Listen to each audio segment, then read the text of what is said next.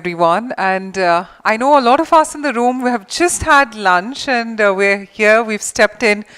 Ideally, post-lunch, we're supposed to be energetic, but I can see a few of us a little bit lethargic, just trying to seep in on a wonderful afternoon. So we thought that it's always best to start off an event with a little more energy in the room. Now, of course, I'm not going to be requesting you to stand up, clap your hands, that's not my way. But what I'm going to truly request from all of you is probably just to concentrate during the course of the day. But if you feel that a change of motion could help you, then may I please at least request you to just put your hands up, not standing up, just put your hands up, both your hands up, all right? Okay? And just answer a question for me, all right? If you're ready for this event, and you're fully ready, can you please just clap? That's it? Yeah? Once. The one who are super ready, can you clap twice? So everyone's super ready? So are we good to start then? Yeah? Can I hear a big yes from all of you? The chaps at the back, are you guys ready? All right, perfect. So very good afternoon, everyone, and a very warm welcome to the e4m Performance Marketing Conference 2025, India's premier gathering of visionary marketers like all of you, industry leaders, digital experts who've taken out their valuable time in joining us and who are truly shaping the future of performance marketing. My name is Bhavna Bhatia, in the industry for over 16 plus years. It is indeed my honor to be your host for the day.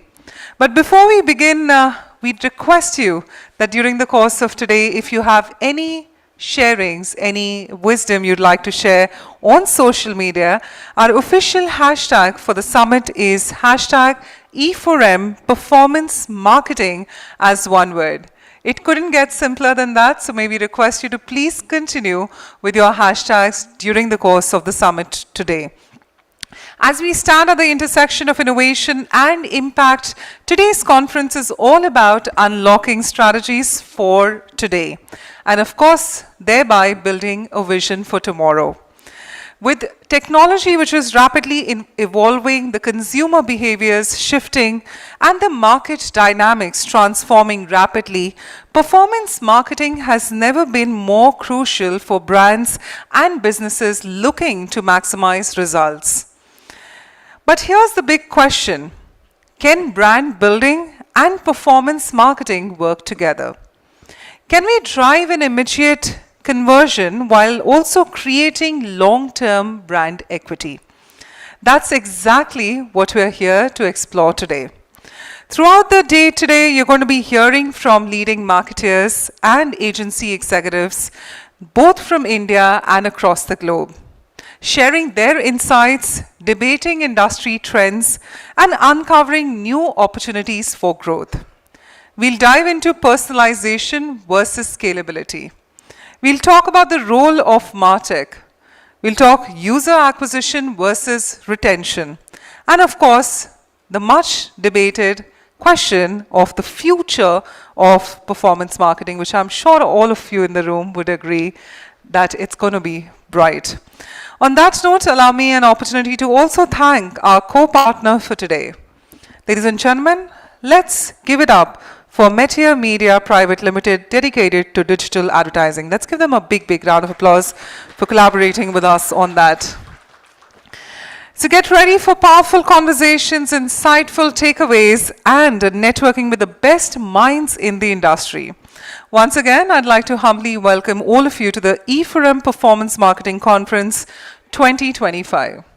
We also thought that apart from engaging with you offline here, we would also like to engage with you online. So one bit is hashtag, one bit is all the people who are on Instagram. What we have decided is to do is a social media contest. So if you go to Exchange for Media's Instagram page, there's a pinned post which will have a question for you. Please do answer, put in your guesses, and if you know it correctly, do it right away, because we're going to be giving two of you some sweet takeaways, let's just put it that way, which you would love to get after answering those questions. There's going to be one question which is going to be in the pinned post on Instagram. The first winner is going to be announced after panel 2, and then we'll consecutively announce the second winner as well post that. So we'd urge all of you from the start of the event to get involved with the Instagram page of Exchange for Media, answer that question quickly, and hopefully I find 2 of you in the room with that lovely goodie. On that note, allow me an opportunity to now deep dive to our first conversation. Let's talk about the creative dilemma. Personalization versus scalability for performance marketeers. And whilst as I get the context right, can we please request the team to arrange the chairs for the panelists? Because I would not want our panelists to stand with me. Of course, I'm sure all of us are okay with that, but we'll get them seated. So ladies and gentlemen, on that note, allow me an opportunity to now set the context of what we're looking at in the first discussion. Our first panel discussion of the day addresses a critical challenge in performance marketing: striking the right balance between personalization and scalability. How many of you in the room, if I may ask by show of hands, feel that personalization is the future? Just by show of hands, if yes. And do you feel that somewhere scalability overpowers personalization? Yeah, if yes, just raise your hand, because I won't be able to. And how many of you feel that there could be a cohesion in both? Is that possible, realistically? Are any of the brands in the room already implementing this at a large scale? If yes, can you just raise your hands? Personalization with scalability? All right, so we have a good number of hands. We'd request your kind attention in this panel. Hopefully, if we do get a couple of minutes offline, we'd love you to engage with the panelists who are going to be putting in their point of view on the same, because we feel that in conferences and summits like these is when your opportunity of learning together is more, and of course you can exchange ideas, talk a little bit about the tools you're using, or possibly what your thought process is all about. On that encouraging note, allow me an opportunity to shortly call upon our panelists, but let me just talk a little bit. We're having our leader from Pernod Ricard India, we have from Wellspun One, and we have from Group M. So some great brand and agencies are going to be joining us. And on that note, for the first expert, we'd like to call upon the head of Media Digital, Pernod Ricard India, Atika Ehsan Ansari. Let's give Atika a warmer round of applause as we welcome her. Thank you so much, Atika, for taking out your valuable time and joining us. May we now request Warren Kothari, Head Digital Marketing, Wellspun One, with a warm round of applause. Let's welcome him. And the moderator of this conversation is going to be Gurpreet Singh, Head Performance, Group M. Let's give Mr. Singh a warmer round of applause.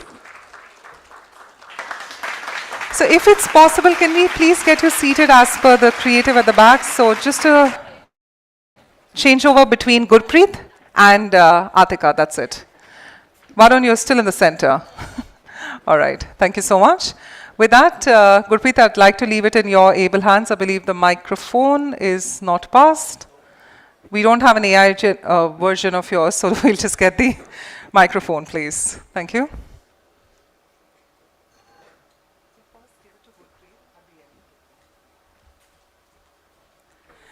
So the creative dilemma, personalization versus scalability for performance marketeers. Gurpreet, you did see a show of hands of how our audience feels. And with that, we'd love for you to curate it forward for the team. Thank you. Is it on, Gurpreet? Can you switch it on? Hi, a very good afternoon, everybody. It is something to do with me, the sessions, and after lunch. 90% of my sessions, 90% I'm saying, I'll discount 10%. 90% of my sessions, be it individual or be it panel discussions, are after lunch. So I have, being a performance marketer, we keep on learning from what we do. So I've learned an art of not acing the discussions post-lunch, but bettering with engagement, which means that after lunch generally, uh, I'm not saying you, but we all feel a little sleepy. Because the moment you have food, especially after lunch, तो हमारा एकदम glucose का ना spike हो जाता है. And it's completely generally went down in 20-25 minutes. So I'm assuming वो 20-25 minute हमें हो चुके हैं. But I'll start off with that. We were having 5 panelists, and I was the 6th one. But you see 3 for now.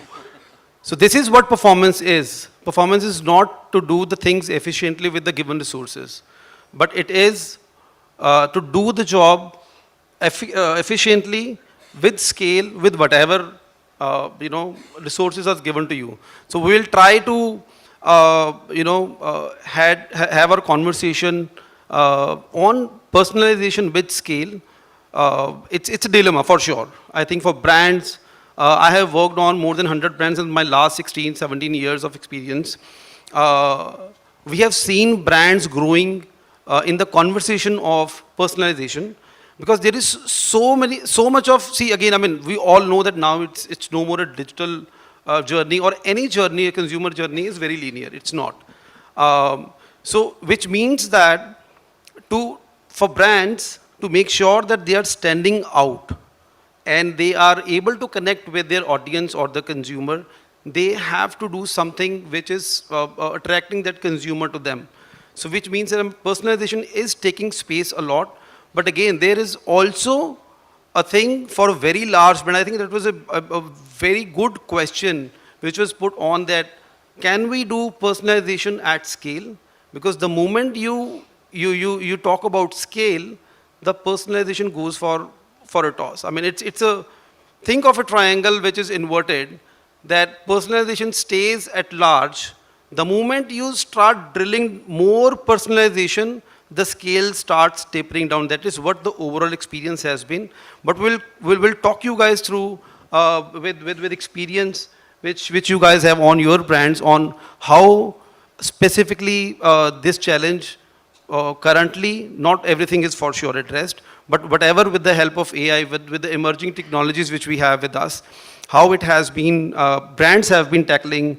I'll try to give my views that at an agency like Group M, where we manage very large brand, how they are trying to figure out the life out of personalization and scalability both. So let's straight away jump, and I'll start with Atika.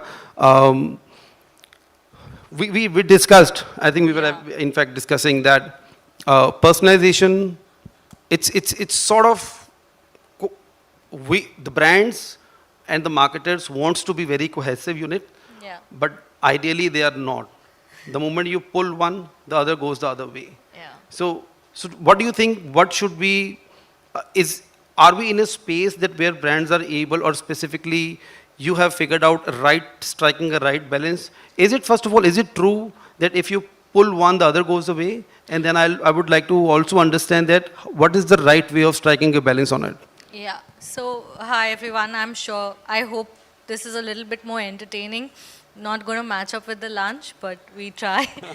So yeah, coming to your point, actually, personalization, creative personalization and scale, it's not like the one evades the other. There is a way to balance them. But if you go really, really specific, I think one of them would be lost. And for that, I can take examples of some of the things that we do as a company.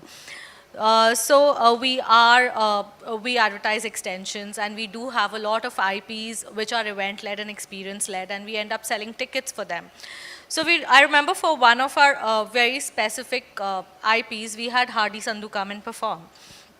And he was supposed to perform in Bombay, and we said, why not? Let's personalize, let's use personalization to sell tickets. So let's find out the 500 most common names of males between 25 to 35 and on YouTube. And let's get him, invite them personally on YouTube, which we did. And the results are very interesting, if I were to say. So 50%, almost 53% of the consumers were very delighted to hear someone like a celebrity taking their name, asking them to buy a ticket and come see him perform. But we actually got messages and emails from the remaining people saying it was really, really intrusive. They did not really appreciate it. So that's a learning that we took. And then for the brands, the kind of brands that we sell, we figured out that maybe moment marketing or moments of consumption, like saying, oh, it's a rainy day, would you want to, for the lack of a better word, would you want to try a ginger ale tonight? So those are the things that are more things which can be at scale, because a part of India is experiencing rain and you can have that scale. But if you were to, really, really narrow it down to names and a particular city, I'm not really sure if it adds to the delight. I think, of course, some of us will be delighted, but think of ourselves in this room as consumers. How many of us would be ready for Google to have all, not Google, any device to have all our information and know what we are doing where? I think we have to have that balance between delighting the consumer, not being intrusive, and making the process or the user experience much more enjoyable and fun. I think that's a balance that, we would need to do. But coming back to your point, it is possible, but it is only possible by testing and learning. Had we not done that, we wouldn't know it. So that's what it is. Absolutely. I think that's a great point, Atika, which you've mentioned. It's cited out an example that there is a line Yeah. which we need to draw between us while we are communicating to our consumers, that are we crossing that line? Yes. And it's not in theory. I mean, the example which you have put in, it's a practical feedback which you have got from the consumer itself. So I'll hold that point because I want to build on it a little more. But I'll come to Varun. So what do you think from a personalization at scale? I mean, are there two corners on the two different sides? Or if you want to, and how you want to strike a balance, or how you can strike a balance? Hi everyone. Thanks, Guru, for that question. So I kind of agree with Atika, right? I think you have to find a point where you're not intruding. I remember at one of the Super Bowls a few years ago, Google Home had done a campaign where they just had the ad saying, "Okay Google," and because a lot of homes in the US are smart homes, their Alexa devices sort of started, right? And I remember it got equal measure of plaudits, but at the same time, a lot of people are like, this is way too intrusive, right? You're kind of getting into our houses now and kind of talking to our appliances. So I think that balance is important, and I don't think it's one or the other. I think you have to kind of choose how you want to implement scale using personalization.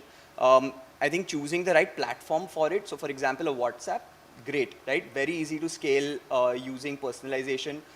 We've tried different, so before Wellspun One, I was with Piramal Finance, where we gave digital PL, which is a personal loan, right? So having personalization out there really helped and made a difference. So when you compared like the CTR from a generic message to a personalized message, the personalized message was almost 10x, right? So there is a way to do it. You have to, I think, choose the right platform to do it. You don't have to sacrifice one for the other. And at the right time, you have to kind of figure how you can time it well as a brand to be able to kind of do it effectively. So again, as an example, we made sure we used to say at the last week of the month, saying salary is coming next week, do you need help till then? Like small messages like that is how you can also then find personalization in a sort of non-intrusive manner. Sure. Just building on to it, Varun. Now, so we have seen that a lot of technology is being built. DCO is one of it, although it's a little, it has been good 4 or 5 years that we have been talking about this, and brands have been using it. But do you really see the response rate of consumers responding to the personalized either messaging or your efforts is literally or really different than a plain vanilla communication? Yeah, actually I do. Because And is it across, or is it sometimes it is there and sometimes it is not? So I don't think you can generalize anything, right? There will be experiences from brand to brand. But in what I have seen, I have almost 7 out of 10 times seen a better performance when it comes to personalization. I think McKinsey had done a study a few years ago where people have actually said that they want to see ads that are for them, right? Like it was about 70% people had actually replied yes to that. The idea is, I think people are exposed to so much today. On every platform, you're seeing an ad of some kind. So unless it really makes you stop, like a thumb stopper, so to speak, you aren't really going to engage with it, right? Sure. If it's a PL, 10 people are selling it to me. If it's a soap, 10 people are selling it to me. So unless that is really, if it doesn't, to me, feel like it's speaking to me or it's made for me, then why would I engage with it, sure, right? Very few brands today have that kind of brand loyalty that I will only buy from you, irrespective of anything else. So yeah, I feel like I have seen a much more positive response whenever I've gone down that personalized route. Sure. And Atika, now personalization has a lot of levels to it. One is a communication personalization, one is an experience personalization. Yeah. So where, from your experience, I know it depends upon brand to brand. A lot of large scale brands, I mean, you really cannot, do a landing page customization on a large base of, let's say, any FMCG brand, for example. I'm just citing an example. But personalization at what level you think from your perspective, from your brand perspective, is most important for you? So I would just like to add to Varun's point, because he was saying, just taking over from that point, I've got a cue. So McKinsey asked consumers, what ads would you like to see? And they said that what is relevant to me, right? Or what is personalized to me. The thing is, as we get into a place which is more and more cluttered and so much more communication, most consumers would want to see what is in it for me. What is that product? Does it make sense to me? Does the experience make sense to me?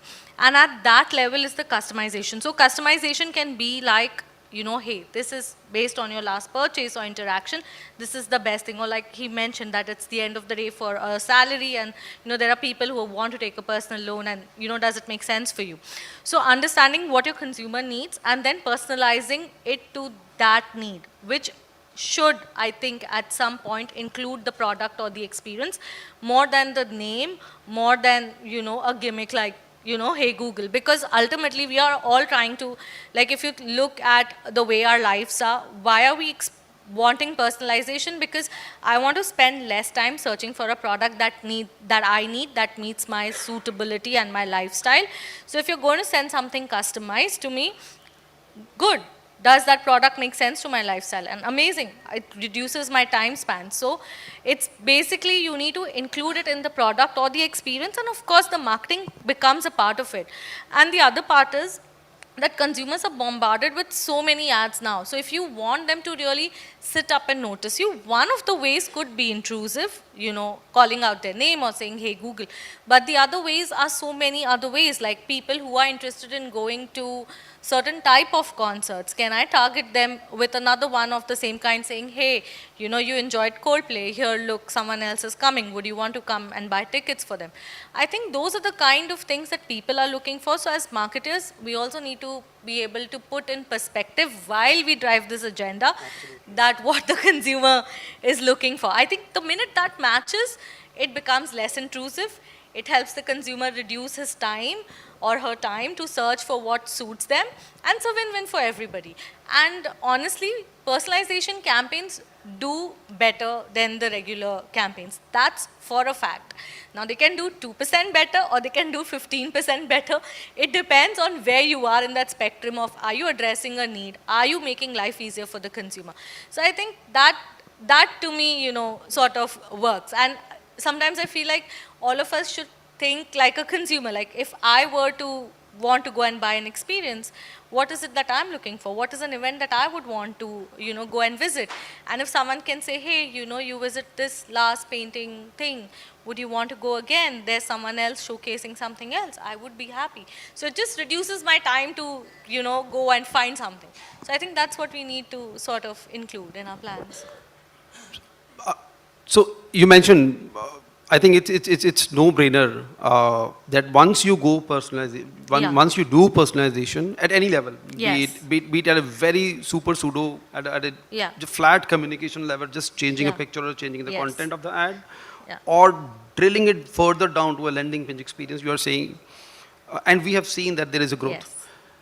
Now, being a performance marketer, Yes.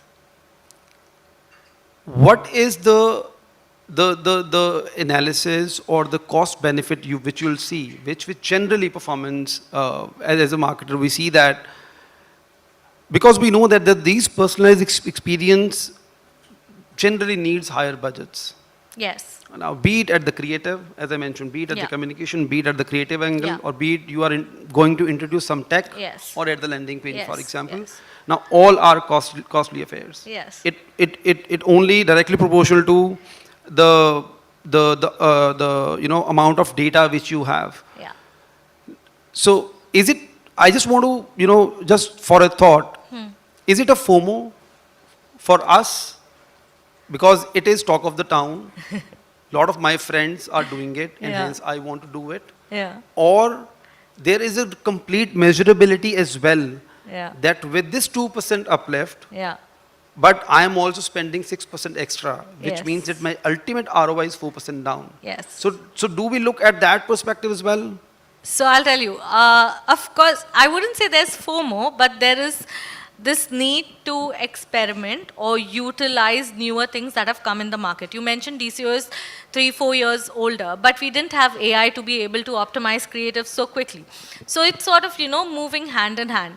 But of course, the cost benefit analysis is very important. We need to see for every money that we are paying, does it make impact? But that may not necessarily be for every single campaign. You may run a smaller campaign, testing all this and seeing what your cost benefit analysis are, and then choose to run it in certain markets.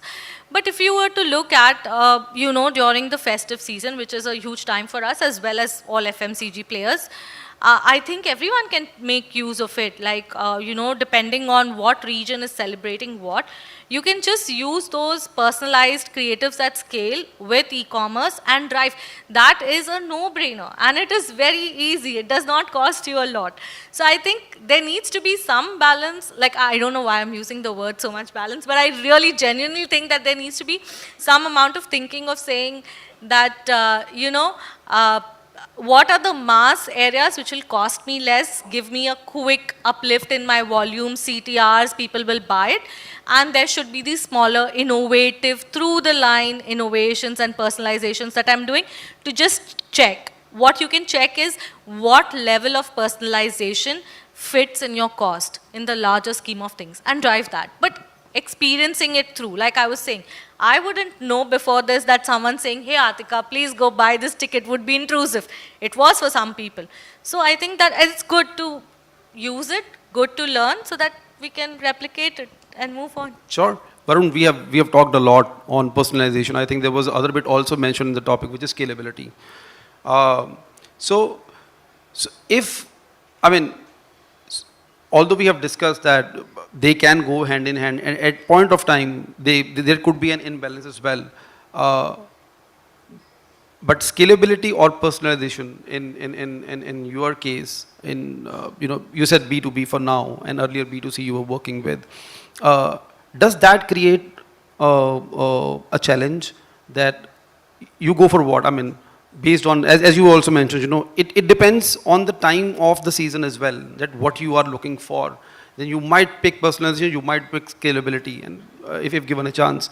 But from a scalability angle, will you shred off the personalization part and go for the effectiveness? So, yes and no.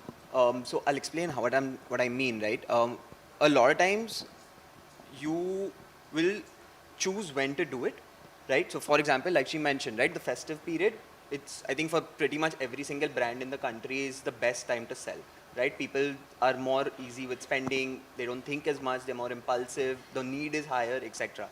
I think choosing, how I've done it previously, right, is if I understand that it has to be massive scale, maybe what I do is I look at what part of the funnel do I want to introduce personalization, right? Maybe top of the funnel, I'll be slightly broader, slightly more generic, and then from there kind of build scale, and then start introducing personalization to kind of help convert the customer finally.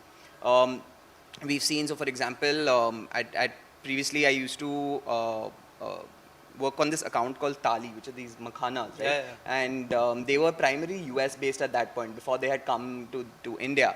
And what we saw was this really interesting stat on the website that there's this particular comparison that we had done with popcorn, right? And late night snacking and things like that, right? And there was a lot of traffic that it was driving. So we started personalizing at what time people were seeing ads, right? So personalizing doesn't always mean name or city or whatever, right? It's even when you're seeing an ad. So we started running an ad from 10 p.m. to 3 a.m. saying, are you looking for your next midnight snack? Order it now. So we tried a lot of those kind of things and then build scale. So we've also looked at what our metrics are organically, traffic, social media, etc. Built personalization into performance through that. And like I said, you choose like upper funnel, you can be a little bit more generic because you're trying to just get people into your funnel at that point. And then middle, bottom, retargeting anyway, personalization you have to do because otherwise it's really not going to kick for you, right? So we managed to find like balances in that sense when we really want to scale. Sure.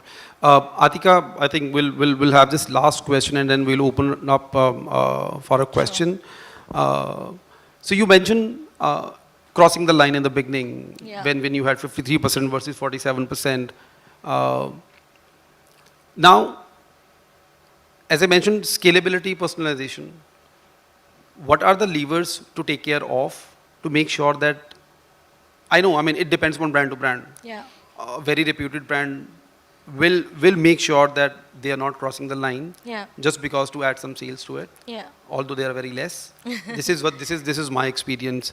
When we talk to the brands, there is always a scalability conversation for sure. But again, keeping all things in check, which at times becomes difficult. Yeah. So I was mentioning that what are those 2-3 things which a brand needs to take care of to make sure that they are not overpowering scalability just to make sure that they are getting more personalized to get more results. What are those 2-3 suggestions which a brand should take care of? Yeah, I think there are a couple of suggestions. One is not like Varun said, not limiting scalability to just innovative changes and AI. Scalability can be done by time of the day. I mentioned occasions and stuff. So I think keeping that one check in mind. The other thing I think is empirically important, I think maybe as a woman it also resonates with me, is taking consent. I think just asking consumers that, because of course they take on a lot of TNCs, but just taking consent that we will be using your name to send you personalized messages. I think it's a very soft approach, but a very nice touch. I would be really pleased as a consumer. We've done that after the campaign that we did. I think that really works, taking consent. And third is adding to the delight. Like, don't freak them out. If you take consent, they know. They do know that at some point there will be some personalization, but you're not freaking them out because they've consented for it. I think these 3 would be my top 3 checks. Sure. Varun, your suggestion? I'm actually more curious as to how do you take consent and then sort of build scale. Yeah. And if you don't mind me asking that, Absolutely. So actually, because I was saying, because we take consent through doing experiences and events. So when they come to the experiences and events, we say that you will be receiving personalized messages for Pernod Ricard events and experiences further on. So that is what we do, because then that is the audience that we'd like to spend the money on. They've been engaged and re-engaged, so that, yeah. Thank you. I think for me, the number one is what funnel are you looking at? What part of the funnel are you looking at? Because I think if you try to achieve too much and try too many things at the wrong time of your journey with a particular consumer, I think it can, one, be very costly for you, lead to you dropping out on a lot of journeys, right? So I think understanding at what point do you really want to engage with a customer, I think is very, very important. Of course, and then timing. I think timing it correctly is this, because I think is imperative, because if you don't I think it sort of goes hand in hand with my first point, right? I think if you don't time it well, in addition to what she was saying, I don't think building personalization with scalability is sort of possible. Sure, sure. We'll just open up in last 40, 50 seconds. From a tech perspective, because I have something to share, but from a tech perspective, uh, when you, when you are going through the journey of scalability, Yeah. when is the trigger when you say, boss, stop? When I mentioned crossing the line. Yeah. Now, crossing the line, it was from a consent perspective, but now, do you guys also see if the results are not coming up and after 5, 10, 15, I don't know. There are so many brands. For example, the example which I'm sharing, one of the NBFC, they are reaching out to my WhatsApp from last 45 days, every day, same message, nothing changed. And I'm not opening that message because the phone has the ability to show that this message is from this partner. So I'm saying when to stop. I think the thing for us is when to stop, and this is primarily for selling tickets for our events and experiences. Once you've reached out to them thrice in a week and we see no response, absolutely we stop.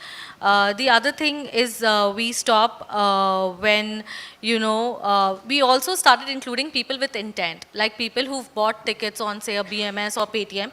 I think that is one good indicator. So if you're sending it to them and laying your own database on it, I think that sort of makes sense. But if they don't interact within a week, because events are very time-based, like we advertise 2 weeks before, you've reached out to them thrice this week, there's no response, there's not even an open rate to that message or even viewed more than 10 seconds, doesn't make sense, stop it. That's what we do. So does it make sense to B2B as well? I mean, is there any start-stop or it's always start for you guys? So B2B is very start-stop actually, especially for what Wellspun One does. I think anyway the conversion is about a 1.5 month sort of long conversation. So what we use digital for is for that first interaction of bringing the lead in. And then we hand it over to the sales guys because a lot of what we do is built to suite. So it anyway is not like a direct pick up and sell. So it gets a little bit more complicated out there. But I think a general rule that we use is have red flags for every platform that you're using. We are very careful when it comes to a WhatsApp. Like a Meta, we might be a little bit more open, so we'd have a slightly higher frequency there. But WhatsApp, we don't want to irritate someone, like you said, right? Like a bunch of these NBSCs who keep messaging every single day. I think it puts you off the brand eventually, and that can lead to far higher long-term consequences. So yeah. Absolutely. Thank you very much. We still have 3 minutes, 10 seconds, 9 seconds, 8 seconds now. I'll open up for the questions if you have any for us. We have one. Can you pass on the mic? Check. Can we get the mic, please pass to the gentleman out here, straight? We just request you to say your name and keep a concise question, so in case we have time for another one. Over to you.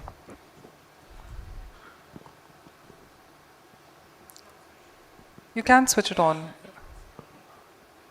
There's a button. Just help him. Yes, it's on. Thank you. Myself, Aves, I'm from 108. So my question is very concise and simple. How we can utilize the UGC content in personalization and also as scalability? I would like to know. I can take that up. Sure, Please, Gurpreet. please. You know, I'll tell you. I mean, see, I think it's one is how, but I think it's working very well.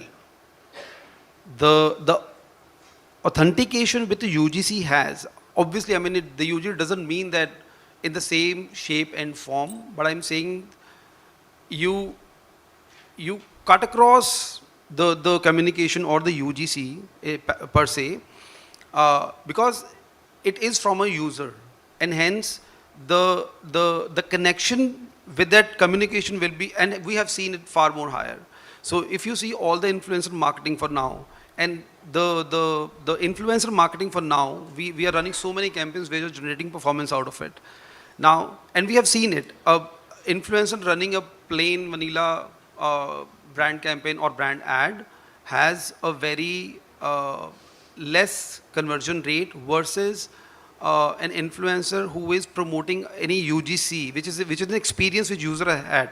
So I'm saying one is how, which is anyways, I think it scales more. because the resonance of the consumer, in that case, it is not a push from an influencer. It is the communication has been driven out of the user, and that is something which is passing through to the other users. Hence, that the trust factor goes up and it works very well. You have anything? Yes, thank you so much. I think I agree. Yeah. We still have 45 seconds. I So can we see. have one hand at the back. Let's quickly get the mic passed to her. We just request you to please keep the question concise, and just if you could raise your hand, she's not going to understand otherwise. Yeah, at the back. Thank you.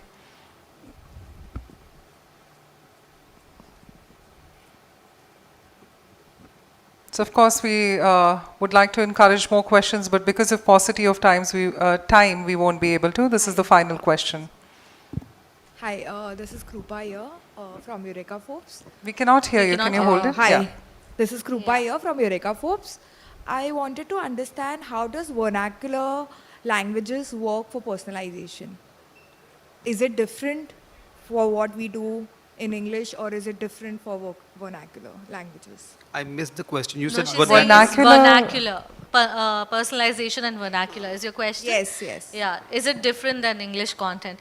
I honestly, can I take this up? Yeah. I honestly don't think. I think, it depends on vernacular. When you're saying vernacular, you're saying you're using the medium, vernacular medium, right?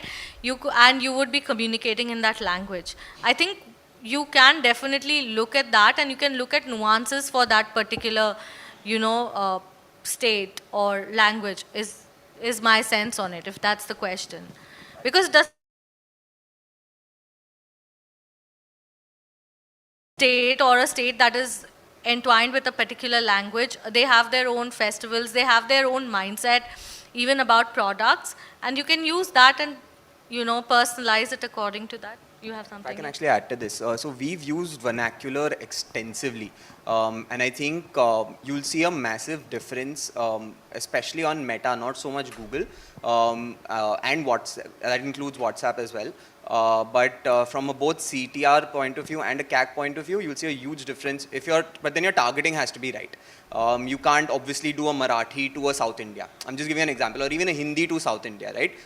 So you have to figure how you match both. But for me, vernacular has always been a no-brainer. Sure. Thank you. All right. Yes. Thank you so much. Thank you. Thank Thank you you. so much. And on that note, may we please request our eminent panelists to please step forward and allow us an opportunity to now invite, along with our panelists on stage, the Associate Director, Sales Bliss, Ishika Sharma, to please help us with the token of appreciation to all of them. Let's give her a big, big round of applause. Ishika, thank you so much for joining in. And once again, thank you to Atika, Varun, and Gurpreet. Of course, if we may request you first to give it to Atika. Thank you, Atika, for all your key insights and the valuable examples you've given today. Thank you so much, Varun. Thank you for joining us today. A big thank you to you, Gurpreet, for helping us curate this conversation. And with that, if we may request the three of you, along with Ishika, to come together for a group photograph. Ladies and gentlemen, a hashtag e4m performance marketing conference right there for you. So let's give them a big, big round of applause. Whenever you are tweeting or posting, remember the official hashtag is e4m performance marketing as one word. With that being said, we're going to be now quickly transitioning into our next conversation, but just allow the team a couple of minutes as they add the chairs for our upcoming panelists on the other side. But on that front, allow me to set context for our upcoming session. We all talk about performance after the click, the role of martech. What we're referring to is that after the click, the strategies and activities that occur after a user has clicked on that site or a marketing link, aiming to drive conversions such as sales, leads, or be it plain and pure signups. So if we focus on optimizing the user experience to ensure that the user follows on to that initial action, These are the couple of strategies which our eminent panelists are going to be focusing on. So we're going to be learning from leaders from HDFC Bank, Triya, Reliance Industry Limited, 1702 Digital, and Performix India. We'll hear from these leaders about what they are doing in ensuring that they get those massive results. So with that being said, allow me an opportunity to now invite our experts on stage. First up, we'd like to call upon stage Deepak Oram, VP Growth Marketing, HDFC Bank, with a big, big round of applause. Deepak, thank you so much for joining us. We'd request you at the extreme right to be seated, which is our stage right. May I now request Kriti Bhui, Head Performance Marketing and Growth, Triya, to join us. Let's give Kriti a warmer round of applause. We'd also now request the presence of Muninder Kumar, Associate Vice President, Reliance Industries Limited. Let's give Muninder a warm round of applause as we welcome him. Mihir Joshi, co-founder, 1702 Digital. Let's give Mihir a warmer round of applause. See, it's said that if you clap more, hopefully the results they'll give you are also going to be better. So let's encourage them. Come on, everyone. And of course, we'd now like to call upon the moderator of this conversation. A lot relies on his curation. Gautam Surat, COO, Performix India. Yeah, and we cannot place Mihir on the extreme left. It's going to be otherwise very confusing. So yes, we are talking in stage left and stage right. All right, so Gautam, over to you for your curation. Let's take it up.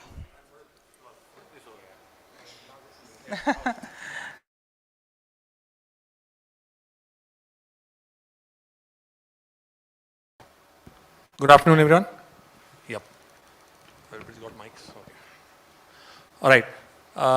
Okay. So welcome everyone here. I think we are here to talk about what happens after click. The industry terminology, this is martech, and that's what you would be hearing most often. I think I've got an excellent panel, and we've had a few discussions actually before we headed here. We are going to cover a few areas, but we'll start straight away with just understanding a little bit about martech, and I'll address these questions to our panelists, and they'll give us an explanation. I think we'll start with the most basic one, which is if you give me a moment, yeah. So essentially, we'll start with key components of martech, and just to make it easy to consume, we've already actually looked at breaking this up into three broad areas. We would look at martech as doing attribution, a little bit about warehousing, and execution. So I'll go one at a time on this one, and I'll start with you, Deepak. When we talk about martech and we talk about attribution, the role of attribution in martech, could you talk us through a little bit about what that means? That's a very perfect way to start talking about martech actually, because I've been doing only martech for almost like 20 years. Some of you will probably were not very old when this all started. Google Analytics was launched in 2004. I think I on my own website I put Google Analytics by about 2005. So exactly 20 years, right? So what does Google Analytics do? Attribution, right? So obviously, that's the perfect first question to ask. When you talk about martech, what is the most important thing to do? And after 20 years, I'm still surprised that the most critical and the most misunderstood part of martech actually is the web analytics or the app analytics. Not because people don't understand how to read the data, people don't understand how to make sense of the data. The problem with attribution is not understanding data. The problem with attribution is not being able to collect data. That's the biggest problem. And I see a lot of colleagues from the industry who on the agency side, and they will constantly tell you this. Most organizations today have a product team, a tech product team, and of course the digital marketing team or the marketing team. They both have different priorities. And this is what is the biggest problem for attribution, right? Uh, your data layer, your analytics codes go last and has 5 days to be implemented with no developers. But the design and the color of the carousel has 6 months to discuss and implement. Right? So this is the biggest problem that today plagues martech. Because the fundamental, the bottom layer is actually web analytics or app analytics. Once you have the data, then you can, one is sell the product, optimize the funnel, imagine a better UI, a more optimal UI that helps keep customers sticky. So that is my short definition of what, if you are doing martech, if you're doing digital marketing and want to be more effective and want to measure after the click, where you get better ROI for your ad spends, a happier customer, less funnel dropouts, better conversion rates, talk to your product team. Work better with them. Tell them that web analytics is not just for me, for campaigns or marketing, it's for you as well. So you can improve your app or you can improve your website, right? So that's attribution for me. And it is the foundational layer of martech. Even after 20 years, people tend to think, like they'll say CDP, they'll say something. A lot of buzzwords around, forget all that. Work on the app and the web analytics first. Because if that data collection doesn't happen, CDP has no data, forget about it, right? Absolutely. So yeah, attribution first, then everything else follows. Perfect. And I think perfect setup of that is once you have attribution and a good setup you made is then is when your CDP follows, which brings me to the second one, which we called as warehousing. And Moninder, if you would add here, I think very often overlooked, and attribution rightfully comes beginning, but very often overlooked is the nuances that go into warehousing all the data. So if you can just talk about that part of the martech stack.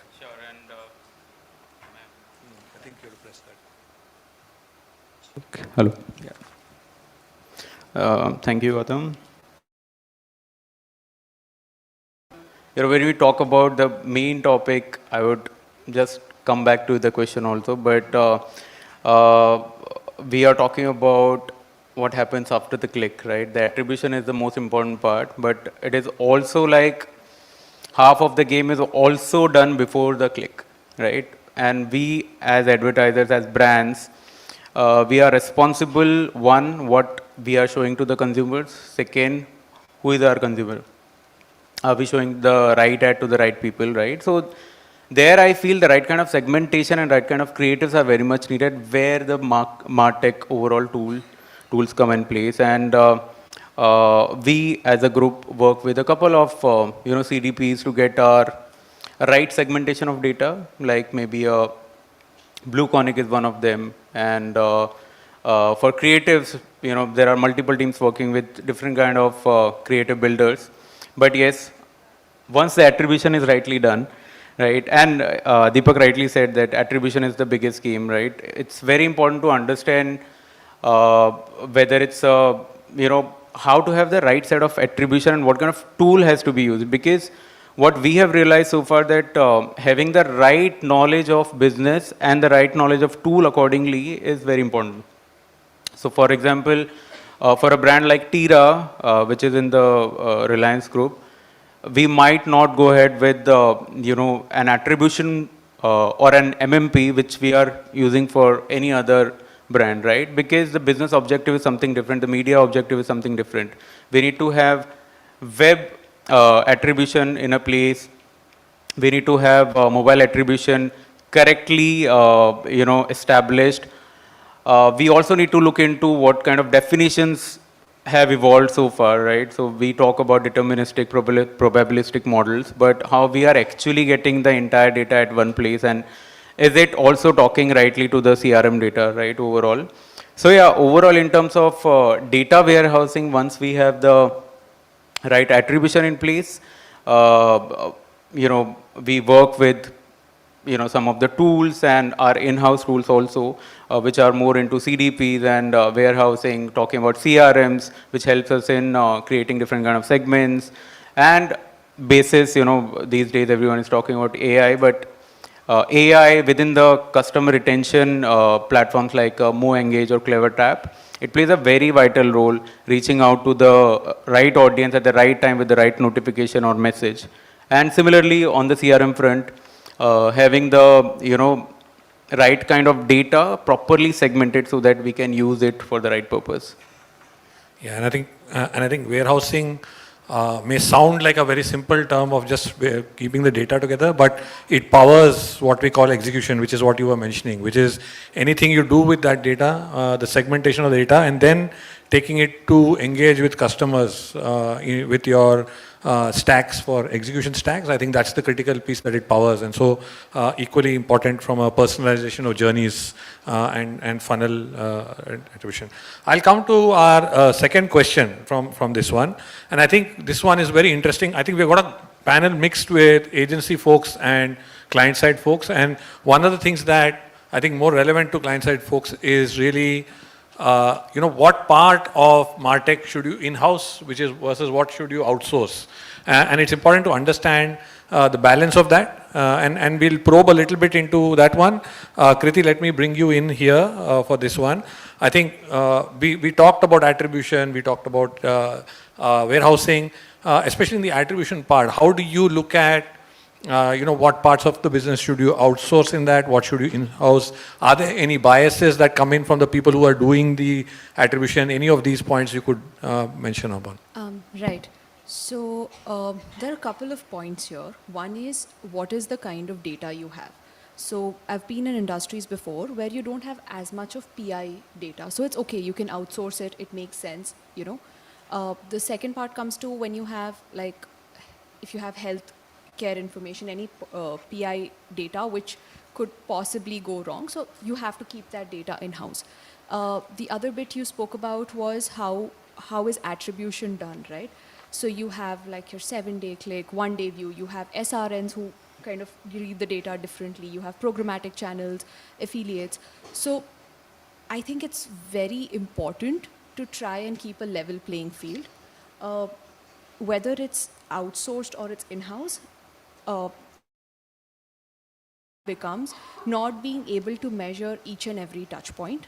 And what that leads to is that you will give your last source or last click undue advantage. And in most industries, conversion or whatever you're driving towards isn't a one frequency convert, right? Like you have offline also. I think Deepak was speaking about it, but you have so many touch points with the user, and each touch point plays a certain role.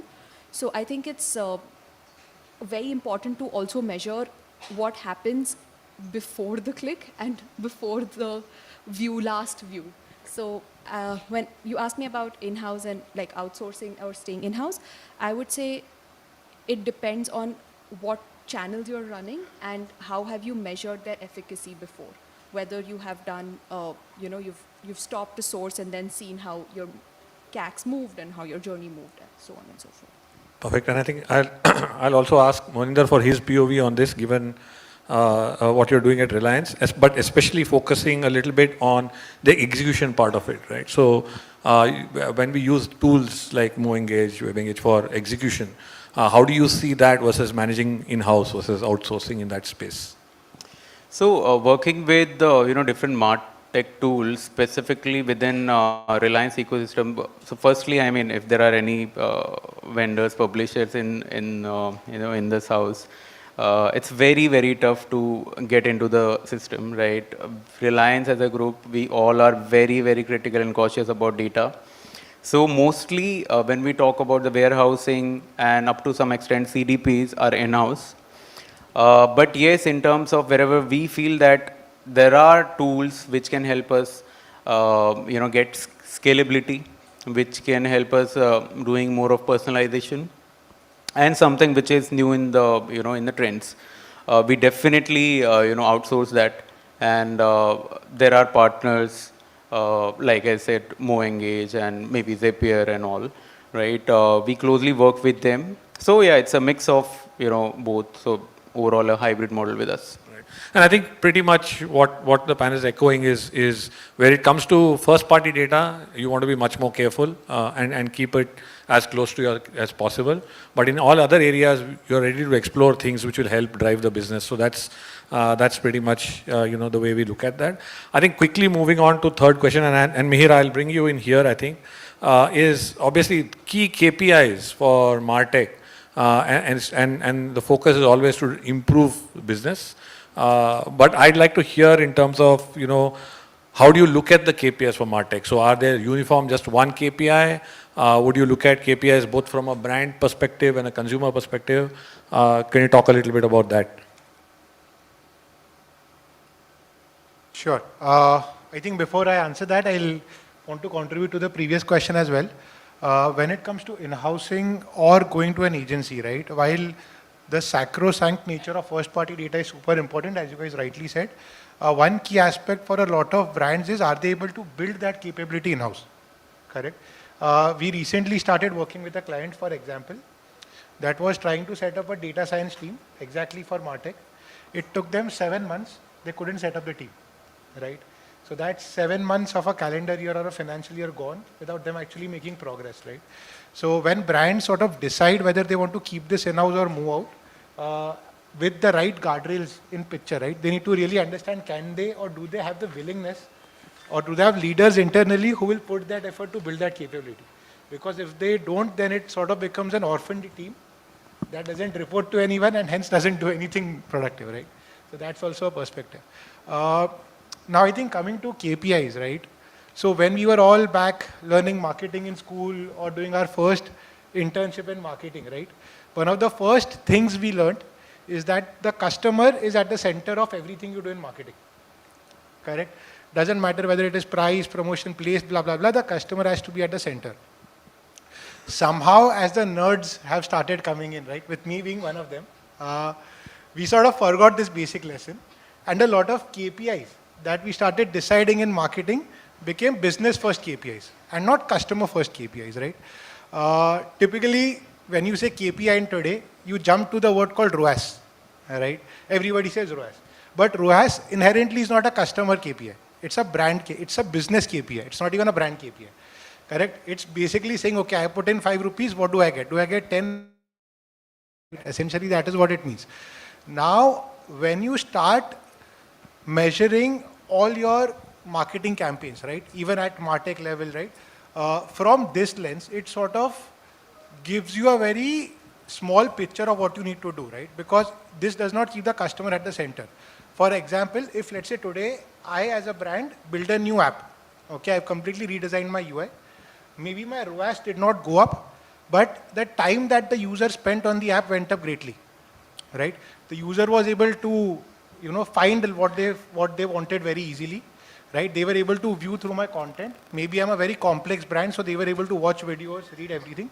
Now, all this has as much weight as your ROAS does in building brand equity for the next decade, correct? So if you simplify KPIs to metrics like ROAS, it really doesn't capture all these things, right?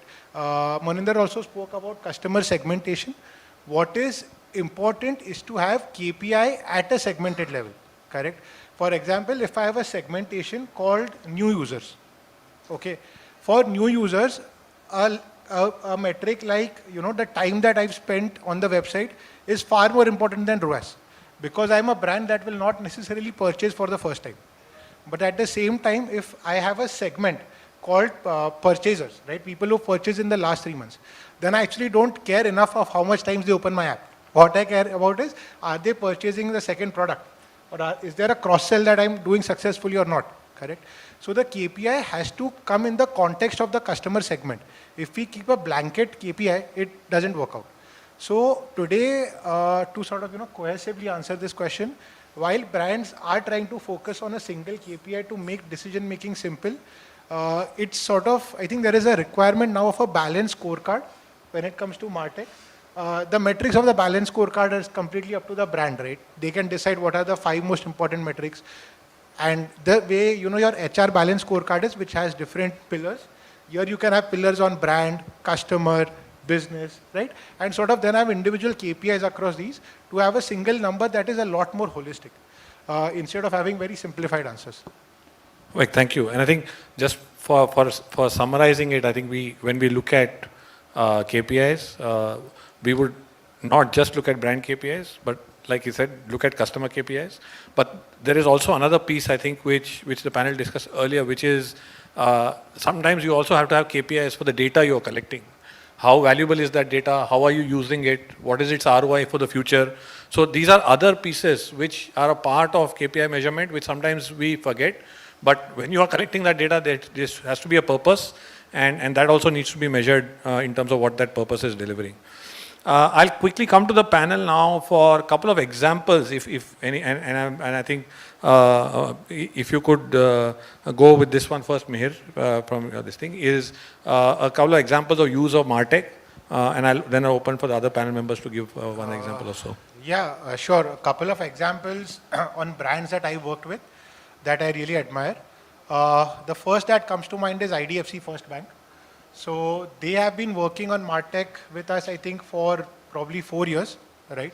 So back then the keyword was hyper-personalization, right? The panel before this was talking about personalization, so maybe a little more relevant in that panel as well. But the idea was pretty simple. I have a credit card, which let's say is a Make My Trip credit card. And if you don't have this credit card as a user, but I can see that you're using my debit card or my bank account to purchase a lot of tickets on PVR, then can I show you this credit card to you when you log into my app and web experiences, correct? Or let's say if it's your birthday, okay, and I'm wishing you happy birthday in your emailer, can I pop in saying that, okay, on your birthday you get 1+1 ticket free, right, as long as you use my debit card. This is hyper-personalization. So this was something the brand was very successful in doing, and I think if you open their app, pretty confident that there will be no 2 instances of the app opening right now in this entire group that will have the exact same homepage. Right, so that's the level to which they personalized. Second example would be Decathlon, another good brand. So if you open their app today, they have close to 7,000 products listed. No user is expected to browse through 7,000 products before they make a final purchase call. The idea was fairly clear that from 7,000 can we narrow it down to 10, 15 per user so that the user makes a single purchase. So what they have been successful in doing is understanding a lot of browsing data, right, which is at a cold user level. So let's say today I am a user, Decathlon has no idea about what I am doing. They've implemented a tool called Dynamic Yield, which is a French company. What that tool essentially does is, let's say I go on the web, okay, I select a cricket bat, which is, I clicked on the product image, I go back, I select pads, right, cricket pads, I go back, I select the most expensive basketball that they have, which is a FIBA ball, then I go back. In these 3 clicks, what have I told the engine? First thing I've told is I'm likely male, okay, because cricket is generally a male sport in India. Second thing is I've told them that I am definitely interested in cricket because 2 out of the 3 products I clicked were cricket products. Third thing I told them was that I am likely a high value user because I clicked on a basketball. So now when I go back to the homepage, right, fairly high chance that the banner, the first banner that I see, will be customized to the most expensive male cricket jersey, correct? So it leads to better conversions, correct? So this is how, what I found interesting about this is that most brands today are able to do post-transaction personalization because you record that data, but Decathlon was able to do personalization at a cold user level, which is fairly new and path-breaking in this industry. Got it. Deepak, any examples that you want to kind of give usage?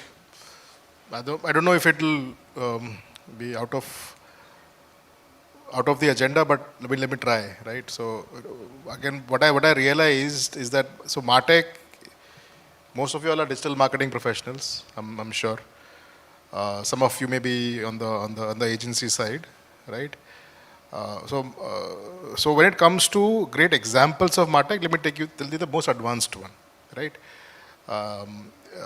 When I was in ICICI Bank about a decade ago, I had a very curious question I wanted to answer. Every lead that has come in, how many of them went to the website and did something, and then there is a lead in the CRM, right? And we had some ways even a decade ago to do an overlap, and the overlap was about 20%, right? Today, if you see anyone who comes to a HDFC Bank's website or the app, and then you see this is purely acquisition example, and if you want to do overlap with how many of them have put a lead or shown an interest for a product, right? That is about 80%, right? So obviously post-pandemic, this number just shot up, just went boom, and we could see the data as well. So what does that mean? That means that people first obviously are purchasing a product, so they first explore, they read, they compare with other competition as well. And then when they're convinced that this company's product is the best, they go and apply and put something in the CRM or the lead management system, right? So what does this mean in a very surprising way is that now the martech system has way more data about a customer's buying journey than even the relationship manager has it. Like some of you may have a relationship, they will call you and say, ma'am, this, that, and the other. We realize the overlap is now so high that the martech system now tells the relationship manager what to talk about. And this is not a e-commerce acquisition use case, and that's what actually surprises me. That martech has now come full circle because the consumer behavior went full digital, and post-pandemic was the tipping point. Now everyone explores something, and that data is sitting, if it is sitting in a silo in a martech system, that's not good for the organization. That has to be now funneled out, and we are doing it now. So if you walk into a branch today in HDFC Bank, every employee has a QR code. So what the employee does is, and the QR code belongs to the employee, by the way. So what the employee says, sir, please scan my QR code. Now with payments, you are all very happy to scan QR codes, right? Behavior has changed. So the customer happily scans my QR code. I'm the employee, and the customer, you're the customer, you scan it. So the CDP is now connected to the QR code and you are part of a segment which says you're looking for a two-wheeler loan. So you want to buy a bike, let's say for example. But the guy on the field has no clue. So the QR code actually scans and that pings her profile, and then using a campaign system sends some SMS real time to the employee saying, ma'am was looking to buy a bike, talk to her about it. Or insurance, or had a complaint, be nice to her. She was probably in the complaints page, be nice to her. So this is, martech has come full circle. It was marketing technology, now it is not anymore. It is actually digital technology, and that is a huge learning that I've had recently. Perfect. And Kriti, I'm not sure if you do a biking or not, but I would love to hear any examples that you have of using martech. I think it worked really well for us to understand possible fraud. So essentially, we were able to map like click flooding fraud, essentially last touch stealing. So what we did was we had reports. So that really helped us to attribute like, okay, what was the last click point before this, what was it before this, and so on and so forth, right? So this kind of heavy, deep analysis was only possible because we had a martech system in place. And I think, as I said, right, like you have so many touch points with the user, it's very easy to forget where, like to forget that there wasn't just one touch point which converted or got the user on your system. So I think that kind of, how much ever you can, but that kind of data analysis really helps you understand the user journey, like online, offline, wherever they're going, like you should know how. So each touch point should stay broadly consistent, but still give the user some extra information and maybe add a touch of personalization if possible. It's a fantastic use case, I think. It's like antiviruses exist in our day. For virus, we have anti-fraud mechanisms, and most things are not caught a lot of times. And so in some cases especially, and I'm sure people who have run app campaigns will realize that fraud is massive in those spaces. And that's where it's very, very important to have attribution there to solve for that. Vanita, I'll come to you for an example, please. Yeah, I can think of another example where, so I'll just quickly talk about the challenge. I may not be able to call out the brand's name within the group. But the challenge was, we were not able to identify the exact impact of each marketing medium, like TV, what's the impact of it, right? Though there are multiple tools, right? And we had done a couple of things like, how did, for example, asking the customers, how did you get to know about the store, when they visited the store, right? All of that. But with the help of one of the martech tool, we were able to identify the exact impact of digital on the customers, right? So it's a mix of MMM and then using AI and then, a lot of other things. So this really helped us out in that specific region. The data told us that print is not having that kind of impact as compared to digital, right? So we were able to move our budget from print to digital. So overall budget optimization. So these kind of tools, especially in in the planning phase, really helped us out.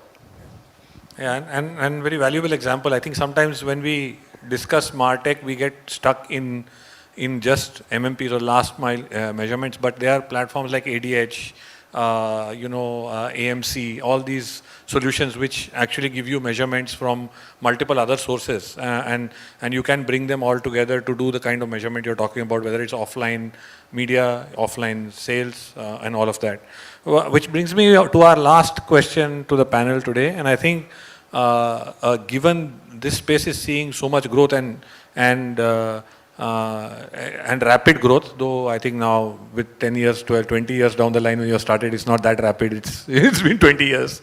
But I think it felt like 2 years because it revolved so fast. Yeah, and I think just in looking a little bit forward in terms of crystal ball gazing, I think we want to look at what are the technologies or what are we seeing on the horizon that are going to impact this space. And Deepak, if I can just get your thoughts on what do you think is currently you're seeing very quickly coming up in the horizon that you need to be prepared for? I think one thing I'm now learning is that while the low-hanging fruit, most people said, Gen AI, you can create videos, you can create images, you can create copy for your WhatsApp campaigns and so on and so forth. You can create, Insta stories, what have you, right? One thing I realized is that one is, and the previous panel would have spoken about this hyper-personalization. Now, hyper-personalization can be looked at in two angles. One is you generate a lot of content at a very fine segment, right? Hyper-personalization. But what I've noticed is people, especially people who are classic marketers, get very discouraged. Hyper-personalization segment size is what? 12,000. Yeah, it's a waste of my time, right? So that's a very genuine reaction and a very valid one in my view, right? Hyper-personalization means very small segments. But then I think what now the world is switching towards is saying, don't use Gen AI for hyper-personalization at a very fine segment, use it for experimentation. Imagine you have your ad copies or your email creatives in a descending order, and at the bottom you have the lowest performing. Lowest CTR, lowest open rates, lowest click rates and take this bottom ones, throw it into a Gen AI system, and don't replace the creatives because you don't know, Gen AI can be crazy also, it hallucinates and so on. Have for the bottom 10 of your campaign setup, do a 5% test B through Gen AI, and then see if test B is better than the default, right, the control. And now you will notice that with your tech stack that you have today, if the Gen AI is on an API and throw back a creative, this feedback loop will be completely automated. Perfect. So feedback loop, hyper-personalization, but on the experimentation side, and then keep on improving the CTR, keep on improving the click rate is what I think is a great one, and everyone can do it. Got it. And I think just conscious of time so that we can open for questions. I think we discussed as a panel few other areas, and one of them is all around the DPDP and the consent coming around collection of data and all of that, and which is one of the things that will impact. And already I'm sure all the people working here are building systems to capture consent, to make sure that it is all above board. So that is definitely there.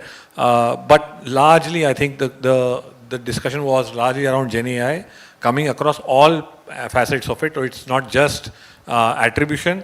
I think we felt you were doing predictive LTVs, all kind of things were happening in this space, and AI's role in that is going up, right? So I'll stop here. I think these were the areas we want to cover. I thought we'll open. We have about 3 minutes. We'll open for questions, and then we can.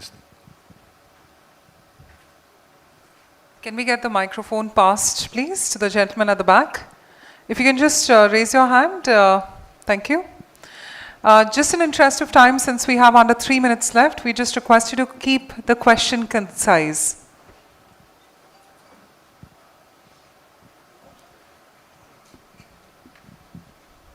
And if anyone else wants, we'll entertain one question after this. Over to you. Hello.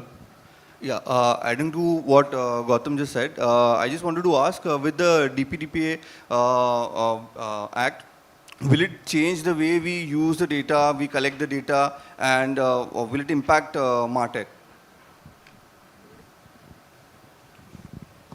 I think DPDP is fairly simple in my view. While your system collects data and it stores the data, that will not change. Managing it will become easier for the customer to delete themselves, give you stratified consent to store this but not that. So the tech systems will store, they already store.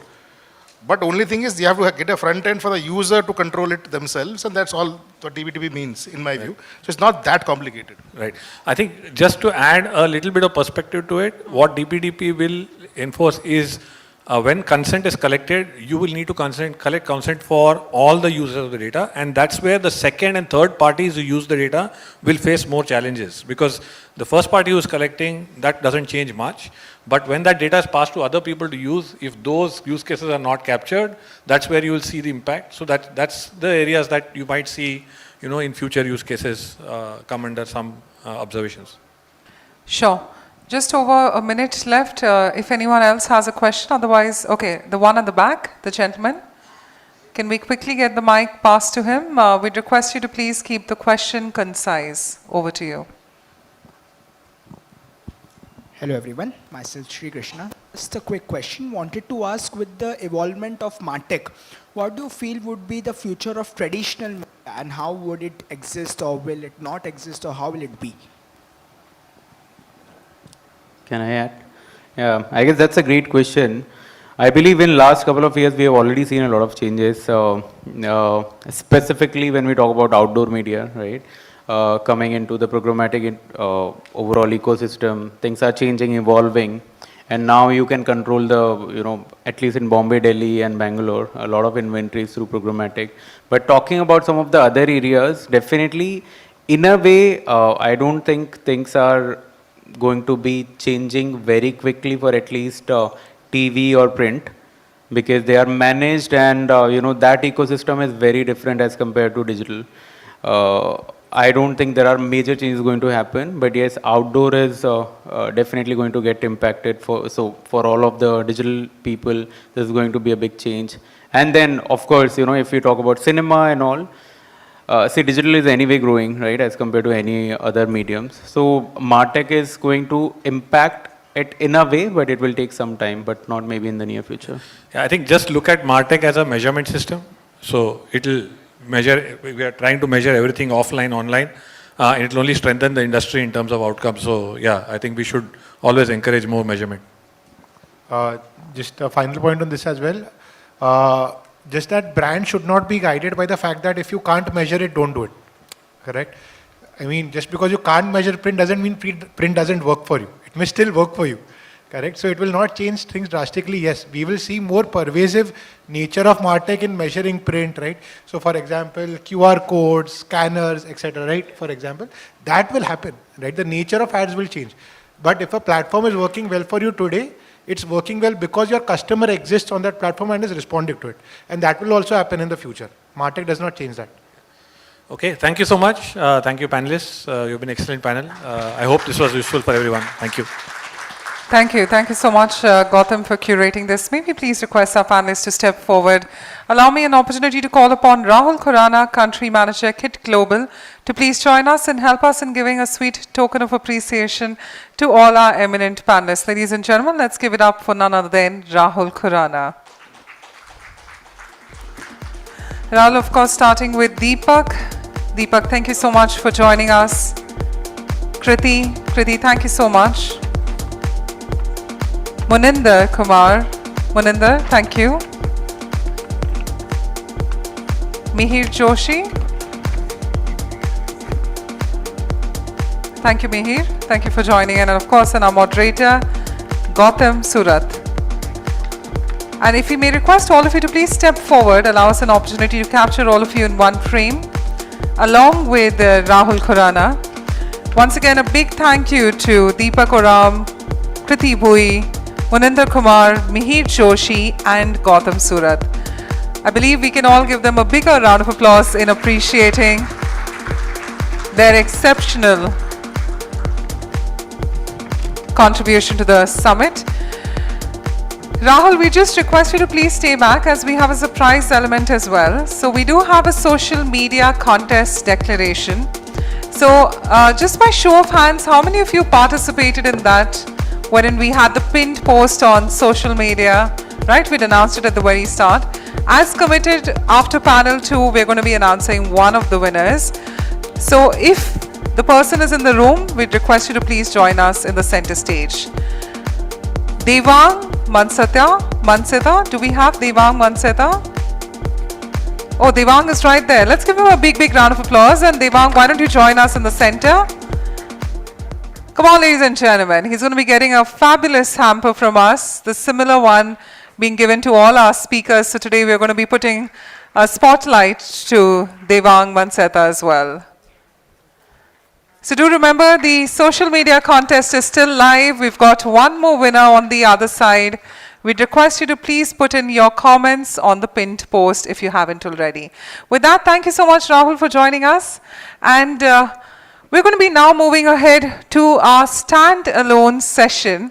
We're talking about catch-22 situation right here, performance marketing versus brand marketing. We now move on to the session where how the consumer experience is truly shaping the next era of performance marketing. On that note, we're extremely elated that for our standalone session, we have an expert joining us, the Chief of E-commerce Business and the Business Head of Pidilite. Let's give it up for none other than Kapil Narnavare. Let's give him a warm round of applause.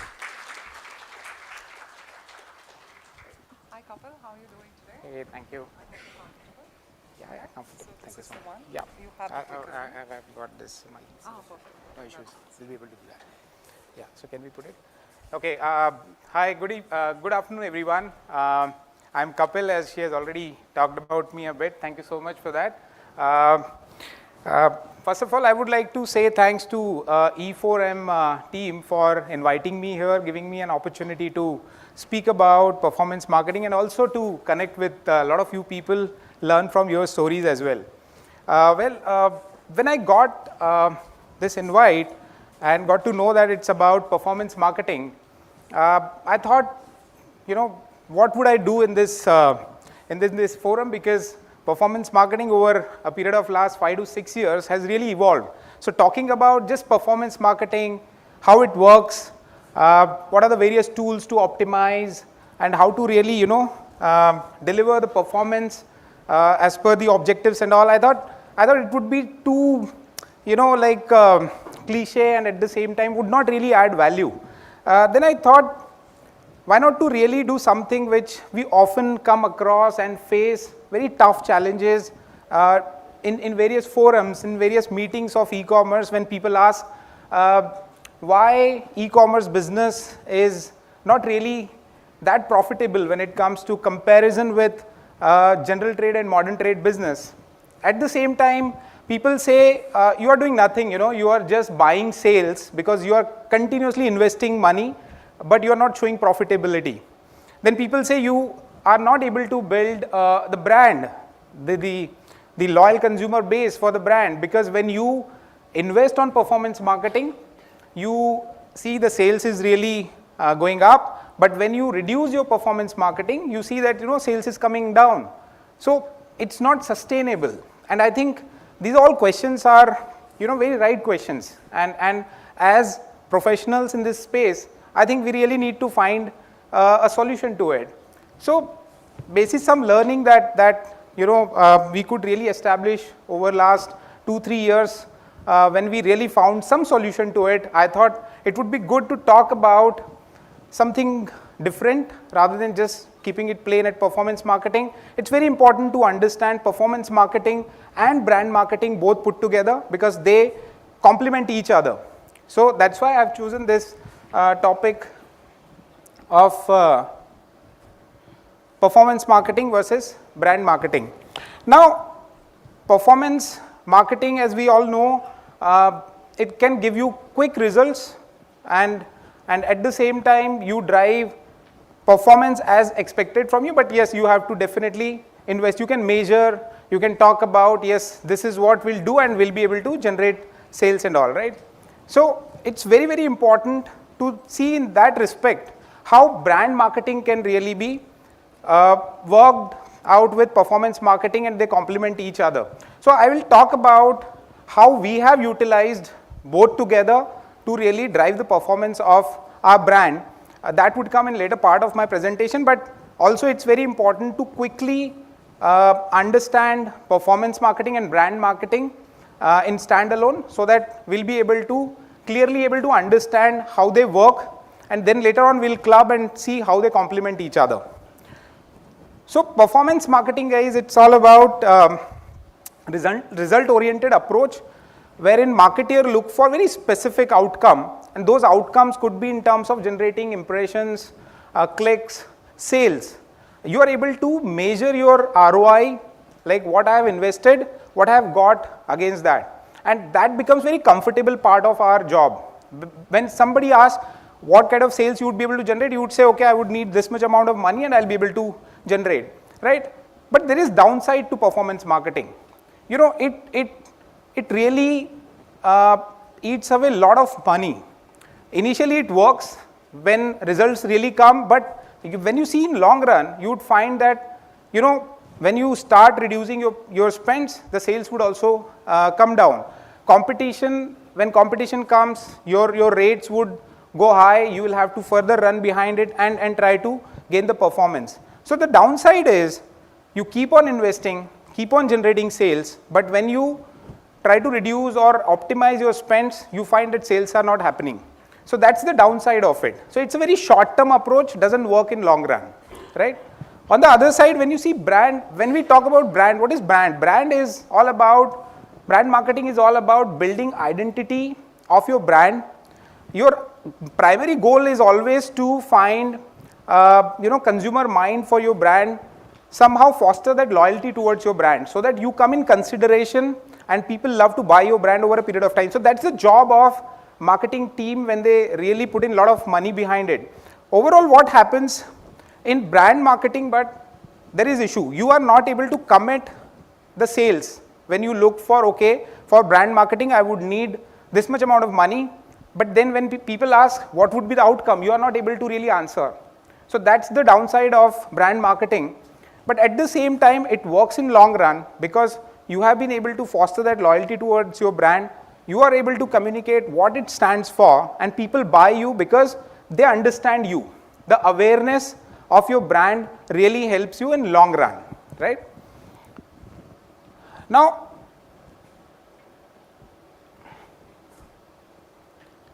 so this becomes a dilemma in the mind of any e-commerce professional or performance marketing guys, like, where to invest my money? I have limited money. I have been given certain tasks to really drive business. What should I do? The shelf life of these days, in fact, a lot of people say when I interact, they say performance marketer shelf life in organization is hardly 2-3 years. So they come, they deliver, they go away. So in long run, for a lot of leaders, they say it doesn't work, right? So performance marketer easily they say, okay, give me this much of money, I'll generate the sales. But at the same time, when it comes to brand marketing, people really try to run away from it for some time. Okay, but at the same time, they understand there is kind of pressure. We have to really look for generating organic sales more. Your inorganic sales should really come down. People start really asking on all the key KPIs, like why my organic sales is not really growing over a period of time. So this dilemma comes, what should I do with limited money that I have been given for the year to drive my business? So this dilemma remains in the mind. Now, what I have done over a period of time, like almost now 5 to 6 years that I have spent in e-commerce and really worked on this part for some time and try to understand what really we should do. And we found that we need to really find a good balance in two. Now, when I say balance, because performance marketing also works when brand marketing has really done its job. and vice versa. For example, if your brand is known to people and you are boosting your performance marketing to improve the discoverability of your brand, people would love to buy it, right? At the same time, if you have done good performance marketing, the brand will definitely gain value, and at the same time, it would further become part of the consumer's life. So both work hand in hand, they complement each other in their journey, and that's why they become very, very important. But at the same time, there is no one formula for really finding that balance. What we did as a company, we found that, okay, we have 3 cohorts of brand, which is core brand, then we have focus brand, and there are some big bet brands. When I say core brands usually in many of organizations, you know, they are the brands, they are more known to people. Their awareness levels are very, very high, okay? And they command that market leader position also. So in such scenario, you need not to really work too much on the awareness part of it as a e-commerce person. You should see how you can really improve your discoverability. So there, the balance could be little higher investments on your performance marketing, which is like searches and all that. At the same time, awareness, probably you can lower down a bit. But at the same time, you'll have to keep coming with new news to talk about brand, because brand has to remain relevant to the consumers also. Second set of brands could be your, say, focus brands. They're faster in terms of growth, but at the same time, they are operating in, say, very challenging environment of high competition. You are very small in that space. Probably your awareness is also not really that great.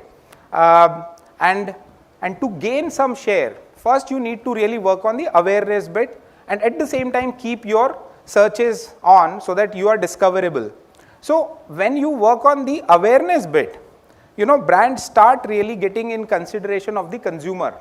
And with your performance marketing, because your discoverability is also good, you would be definitely getting that conversion coming to your way. Now, in this case, there is a possibility that you need to increase your investment on the brand marketing versus your searches, or could be, you know, 50-50, right?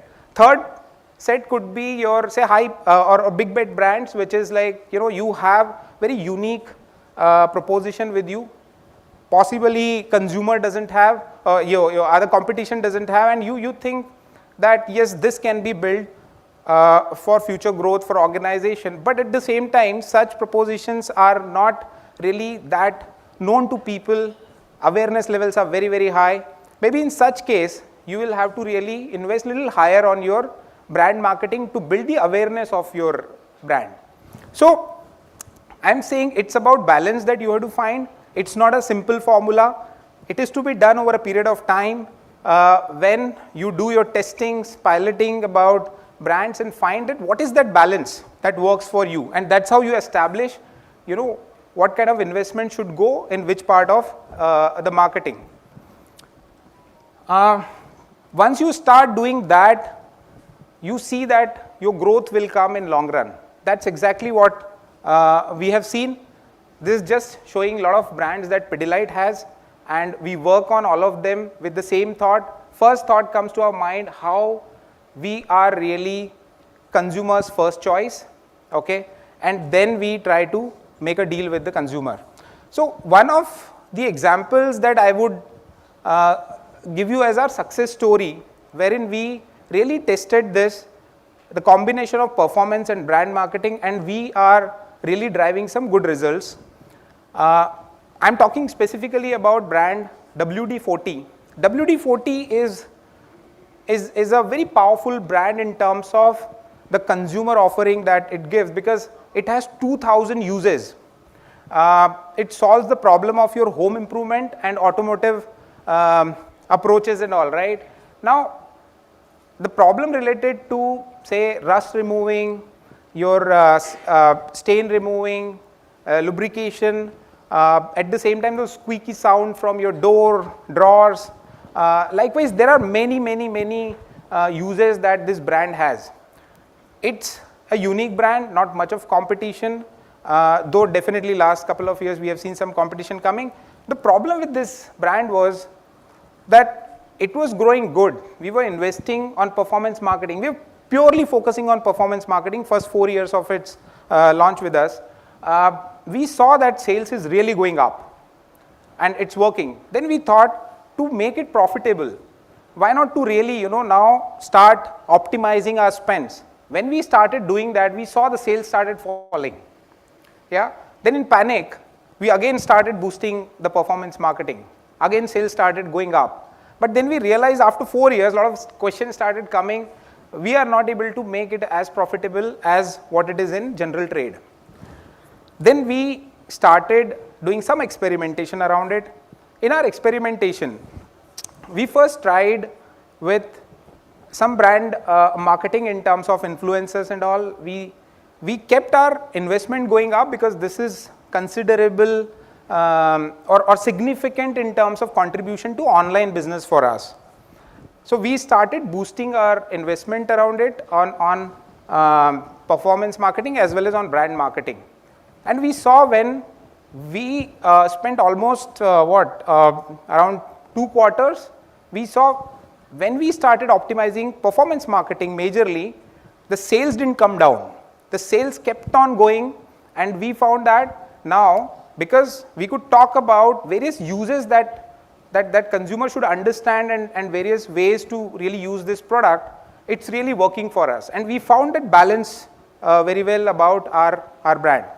What we did to really do our brand marketing, we did collab with Blinkit. And Blinkit has a huge consumer base. And we thought we can exploit that because that's the easy consumer base that we can really reach out to quickly.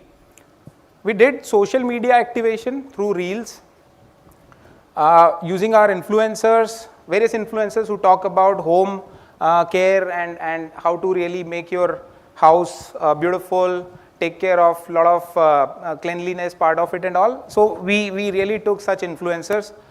We also used Blinkit's social media handle to reach out to almost around 3-4 million people, very targeted cohort. And we talked about the usage. Also, we collaborated with them in their BTL activity wherein they went with billboard across India when they went for this cleaning festival wherein our brand featured as one of the key brands to be used in home. With lot of use cases, those we dialed out. One of them, and at the same time, our performance marketing in terms of looking for conversions was kept on to really see that our sales is also coming through it. I'll just show you this. One of the user is talking about this brand, very clearly talking about how it works, where it works, and what kind of results you can get. This is one of the examples. Likewise, there were almost 10 to 15 such reels were made and put on social media through various handles.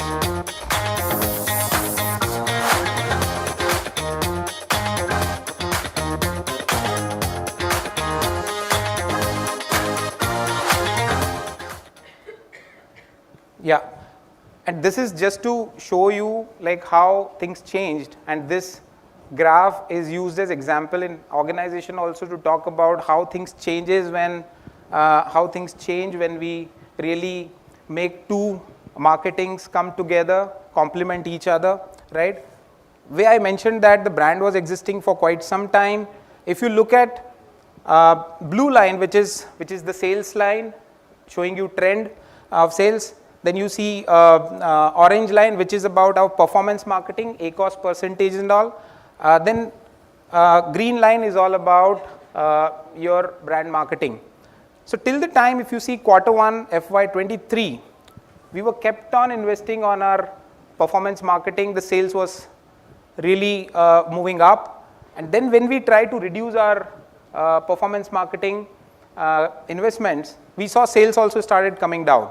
Then in panic, if you see Q1 FY24, we had to again start boosting our performance marketing investments. Sales started coming, but at the same time we realized this is not sustainable model for us.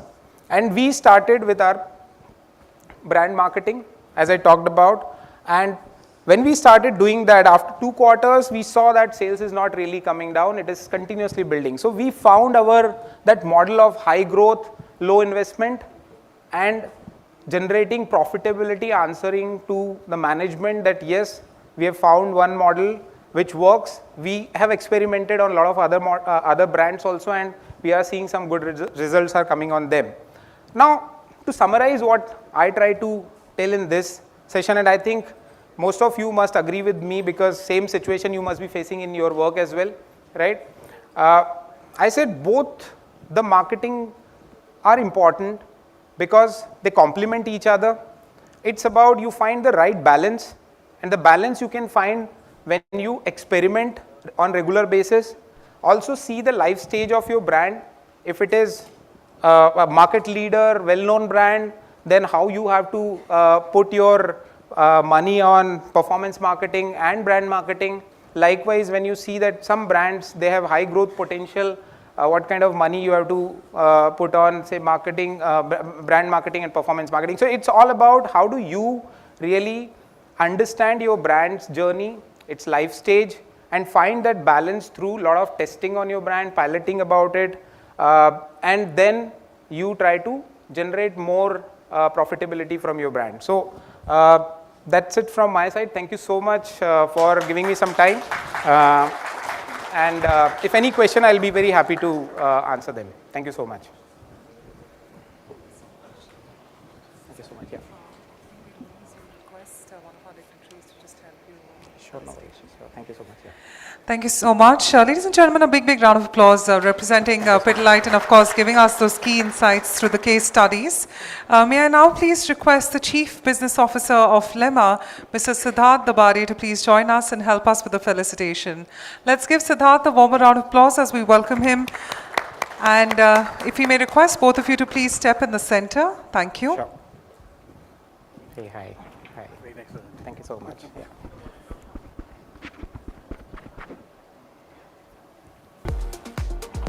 Let's give them a bigger round of applause. E4m Performance Marketing Conference 2025. Thank you so much. Nice meeting you. Thank you so much. So with that, ladies and gentlemen, we're going to be now set for going ahead with our next panel discussion. Just allow us a couple of minutes, as on the other side, we're going to be having the evolution of attribution in performance marketing. I'm sure a lot of us are curious around this topic, but before we go ahead, let me tell you that on the other side of this panel, we'll also be announcing the social media contest winner number 2. Just by show of hands, we did ask all of you how many of you have participated. Allow me an opportunity to once again invite you, because this is going to be the final moment before we announce the next winner, which is after this panel. So put in your entries right there. The question is very simple. What strategies can help improve return on ad spend in a low performing campaign? I'm sure a lot of you would have insights on the same. So may we please urge all of you to go on Exchange for Media's Instagram page, put in your comments with that answer of yours on the question, what strategies can help return on ad spend in a low performing campaign? That's in the pinned post at the Instagram page of Exchange for Media, and we look forward to a lot more of you contributing on the same. Now on the other side, we all would agree that attribution remains a key challenge for all the marketeers, and the coming, the next upcoming panel will dive into the latest attribution models and their impact on performance marketing. We have leaders from brands like Sanofi, Birla Opus, we have from Future Generali India Life Insurance, we have from Colgate Palmolive India Limited, and we have leader from iProspect. So I'm sure a lot can be learned from each and every one of them. Allow me an opportunity to now personally call upon all our eminent experts.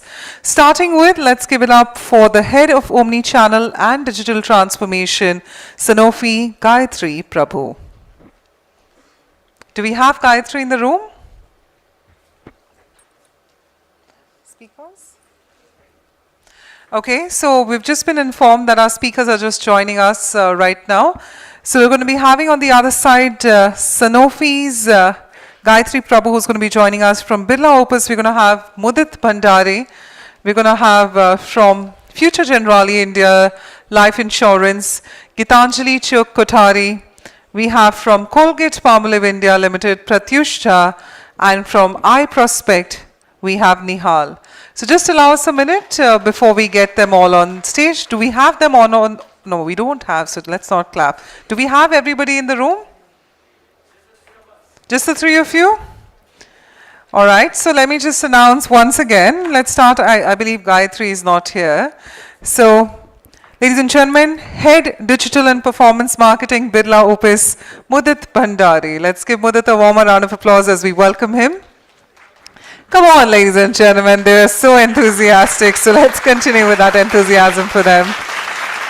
Pratyush Jha, Lead E-Commerce Marketing, Colgate Palmolive India Limited, and the moderator is amongst us, Nihal Nambiar, SVP Strategic Solutions, iProspect. All right, so we've cut down, looks like, the other few panelists. So with that, over to you to take it forward.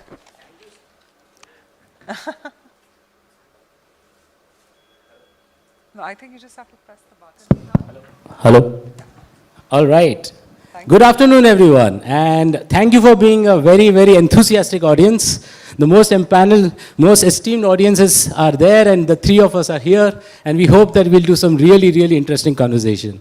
So the story goes that Priyanshi actually told all three of us, all five of us, six of us, that on 7th we are going to do a conference. So what I did was, just yesterday night, I sent the brief to the team, and today I said that today you got to present. Sounds familiar? So yeah, that's what we go through every day. And I think with that, we will just kind of dive into the questions. I would like to say that I think the recurring theme across this entire conference has been around performance marketing, attribution, but I think we'll make it a little more real, and we'll try to see how this goes. So for my first question to my friends, Pratyush and Mudit, is that, do you think performance marketing is over-credited or under-credited? You want to go first? Mudit, why don't you go first? Okay, so it's a very loaded question, because either ways I'm going to get on the chopping block. So let me take a couple of steps back and go to the larger narrative of what marketing eventually is trying to do, right? So if I go by Les Binet and Peter Fields, you realize that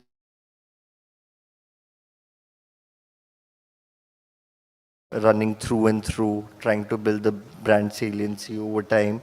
And you would have these spikes and these momentary spurts which brands would want from a revenue perspective, and then they would have offers, promos, more functional led communication, trying to bolster sales, like a steroid, if I had to put it that way. And of course, media played a critical role in ensuring this happened. Now, as times move and we are in a digital age, digital era where India's penetration of mobiles is upwards of around 90%, and you've got around some 700 odd people who are on their devices every now and then, you start realizing that the same principles do not apply anymore.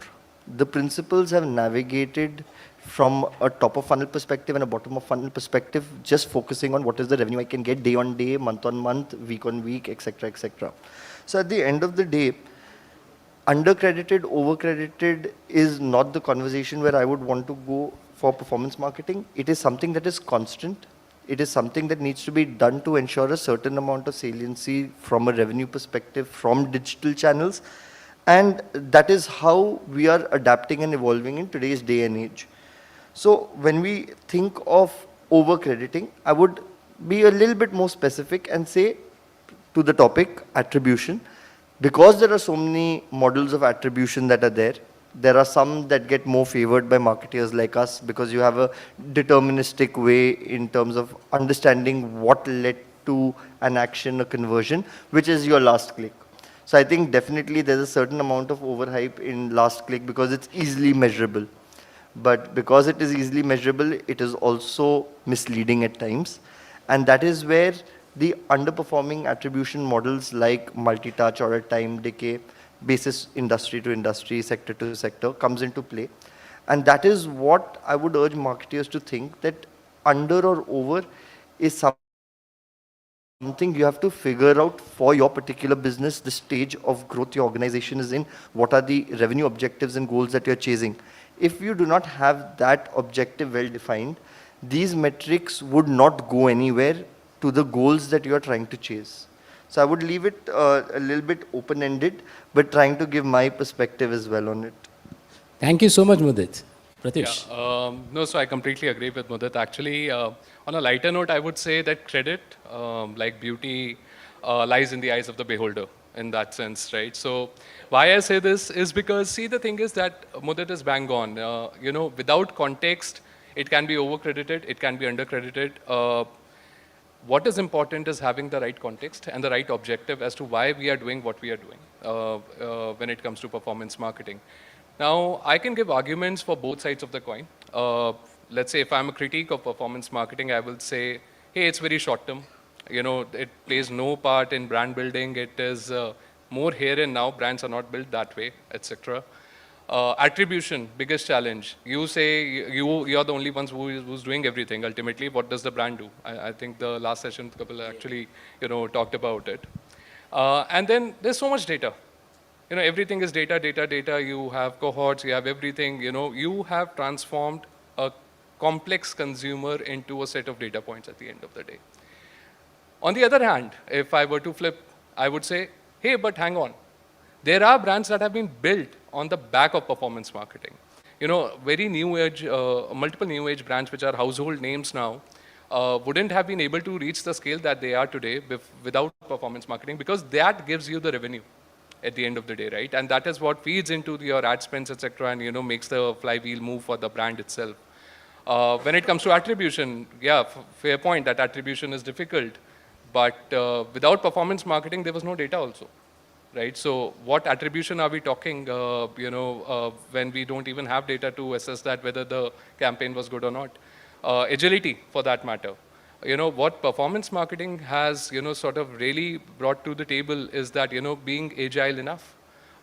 Campaigns and the, campaigns are changed in the terms of creatives that can change, let's say, within hours. That wasn't possible before. So I think, again, it's not something which is over-credited or under-credited. I think it deserves a lot of credit, for sure.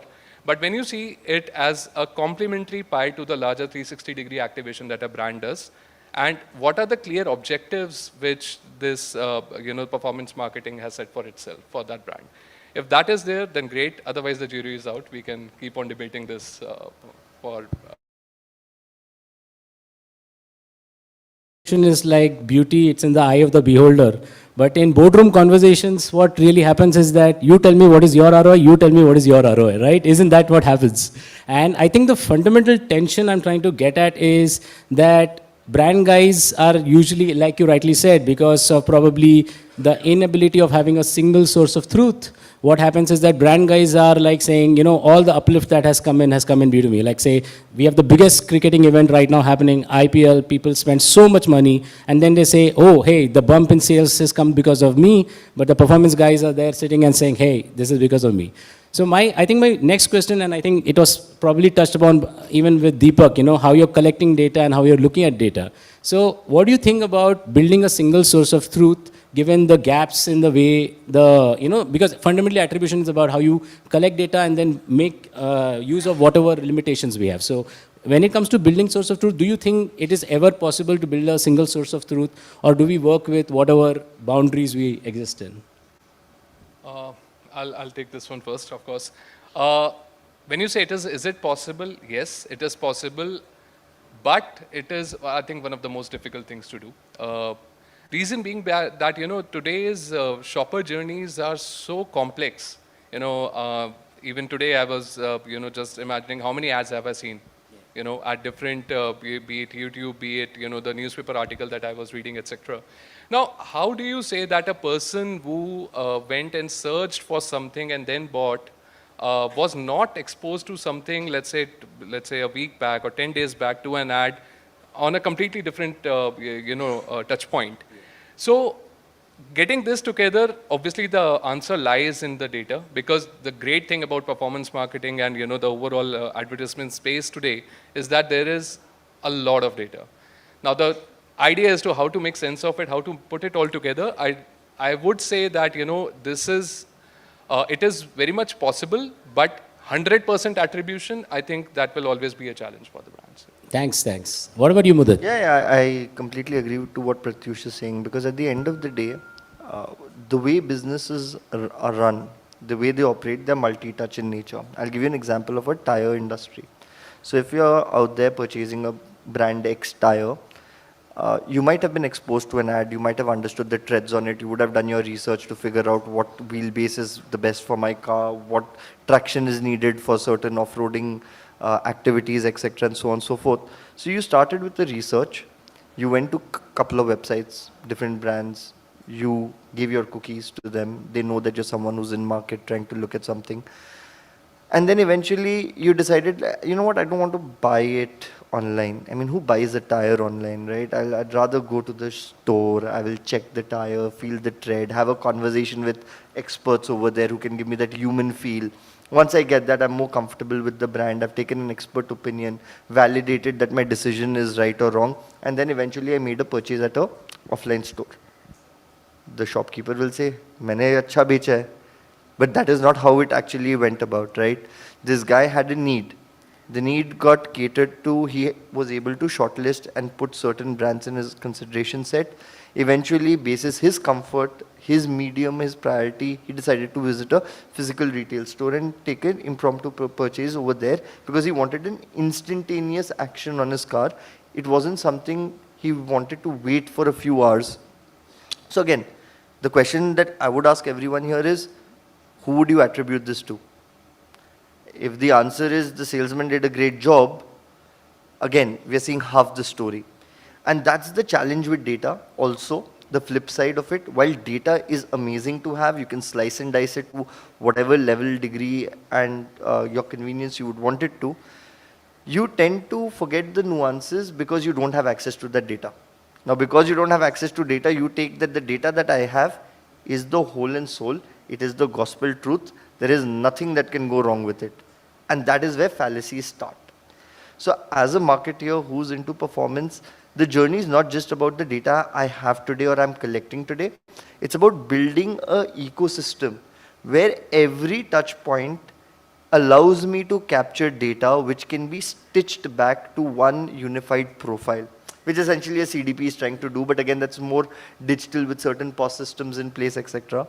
But net, data in isolation can lead to wrong decision making if not read properly, if not understood properly, if not then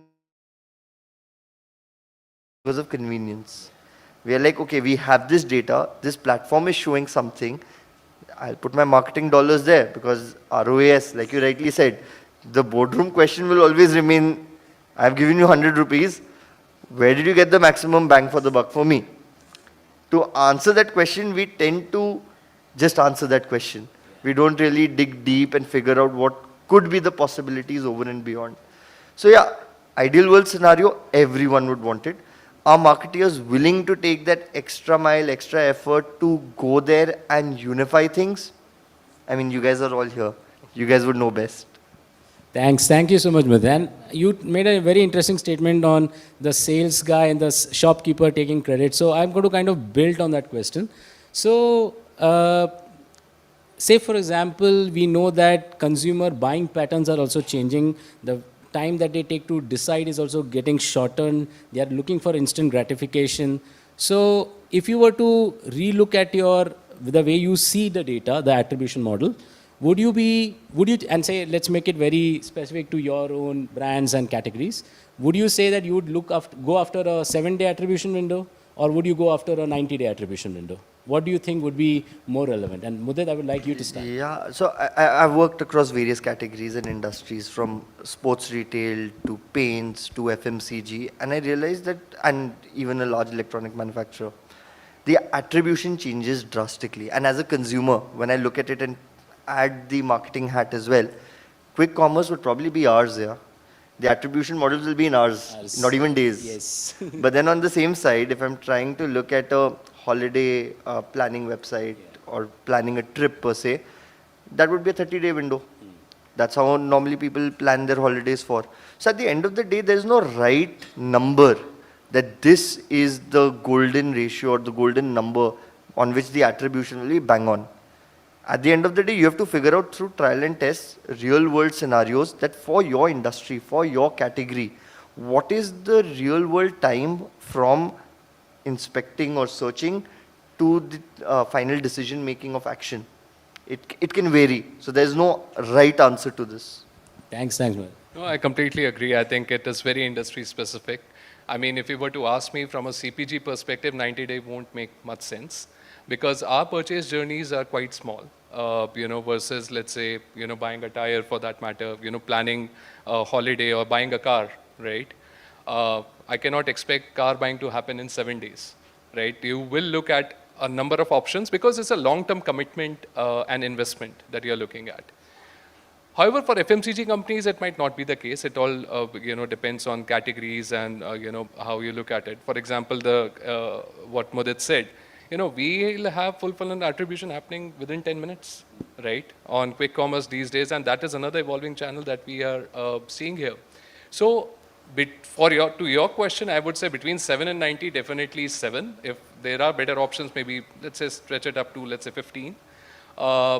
90-day sort of a thing won't really work for the CPG industry, but definitely there are industries where this makes a lot of sense. So again, it's very contextual, very specific to the industry and what ultimately the objective that you're, No, but I'll just butt in and say that, guys, if the window is 90 days, that doesn't mean you stop your marketing dollars and don't focus on them. You have to constantly reach out to them, engage with them, go out with new content, talk in a different angle. You can't lose the interest of the consumer. Just because you know that a cycle is there for 90 days for, let's say, a auto category, paints category, that doesn't mean that you stop engaging, you stop communicating, and you just go like, हाँ ये तो convert हो ही गई. That is not going to happen. So again, by that logic, your windows keep getting redefined as we see. True. Thank you so much. Yeah. I think my next question is going to be for the inner SEO in me, represent anybody from SEO and organic background. I know a couple of friends are here. So one of the eternal debates in performance marketing is credit between doing, say, campaigns on branded search versus how organic basically gets attributed. And what is your take on the entire branded search versus organic search debate about who gets credit and how do we take that? Okay. When it comes to branded searches, I mean, that's one thing that we look at. I'll use a financial analogy for it. Yeah. Your branded searches are one of the best assets that your demand gen has created for you, right? Because you have been able to pursue interest for your brand. It might be an interest to buy. It might be an interest to, explore more. Whatever it is, they have done their job. Right? So because if somebody is looking for my product or my brand, right, definitely something has clicked. Now it's up to us that how do you utilize that asset? And I will again use return on assets as a thing to just explain that, because ROAS though I think it's a commonly used term. Now if I'm using that asset, if I'm using that branded search to upsell, cross-sell, premiumize, get my priority brands going, I think that's very important, and I think that will always bring in that incrementality to the business. If I'm not doing that, if I'm, let's say, using my brand asset to, probably push products which are anyways doing well in the market, that's where cannibalization starts taking place, in my opinion. So I think it all depends on how you utilize that asset that has been created, and it takes a lot of time. I think there's a lot of effort that goes in pursuing people, in persuading them to take an interest in your brand, especially now with multiple brands operating in different categories. The amount of options that people have today are like much higher versus what it was before. So if you let go of that, and if you're not able to leverage it properly, I think that's a miss. Otherwise, if you're able to leverage that and, get more share of wallet for the brand in whatever ways, upsell, cross-sell, premiumize, multiple things that way, I think that's the trick. That's how I would. That's an interesting perspective, yeah? Yeah, I think I've done 2 examples. I've done 2 live cases of SEO and SEM and the incrementality effect that you get out of it. But before I go into the incrementality effect, while everyone thinks SEO is free, it's organic, the truth is there's a lot of money that is still pushed in from a content perspective. There's a lot of money being put in from a tech perspective, and you've got partners who manage this. So there's a certain cost that is going, which we traditionally put it as non-working media. So if you put it in non-working media, then you think that, okay, it's manageable, it's doable. Because of course the volumes are there, and eventually when you look at a cost per visit, you'll realize that it is cheaper. It is not free. There's always a cost associated to it. And of course your working media is something you directly look at it. So there's a very hard correlation that you make because it's the psyche that we all live in, right? The psychology of any marketer is I'm spending on media, hence it's an expense. I'm investing when I'm trying to do it from a more long-term perspective. Debatable, but with that context, a stage of a brand is very important to understand how SEO and SEM work together or work decoupled. Because if there's a brand with a 70% market share, there are some leaders in certain categories. We had someone from the adhesive section coming and presenting a few minutes ago. Again, category leader. Now, when you think of an adhesive, you probably think of one particular brand. And if you think about one particular brand, the chances are that you don't need to do SEM because over the long tail, long-term impact of branding is resonating with people. It is there. It's in your head. But then again, you look at the new age brands. No one knows about it. Every second, third day, there's a new brand coming out. Over here, the effects of SEM is much higher. And this again goes back to the first question of long and short. So this is, SEM is a short adrenaline boost for your sales. Your branding will eventually lead to an overall sustainable baseline for you to chase and navigate. My learnings have been very different in both the organizations that I've been a part of. One was a leading sports retailer of the country. Over there, the incrementality that came from SEM was not very high. And the other was an electronics category player where number 1, number 2, number 3 are very closely fighting with each other. The market share differences are not very high. And over here, a miss is a significant loss.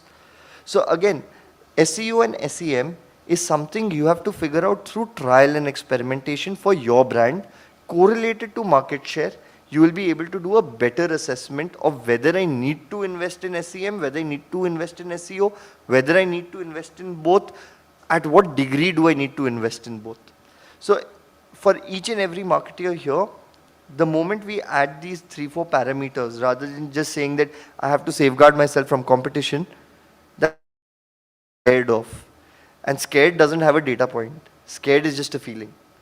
So look back, understand the larger business metrics in the category that you're operating in, do your experiments, learn, set your baselines, keep revisiting those baselines because that's also essential.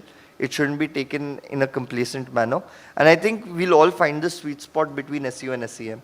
But overall, both are important for different reasons, for different brands at different growth stages. I think that also resonates very well with the topic of balance that we had with the previous speaker. So thank you so much for that, Mudit.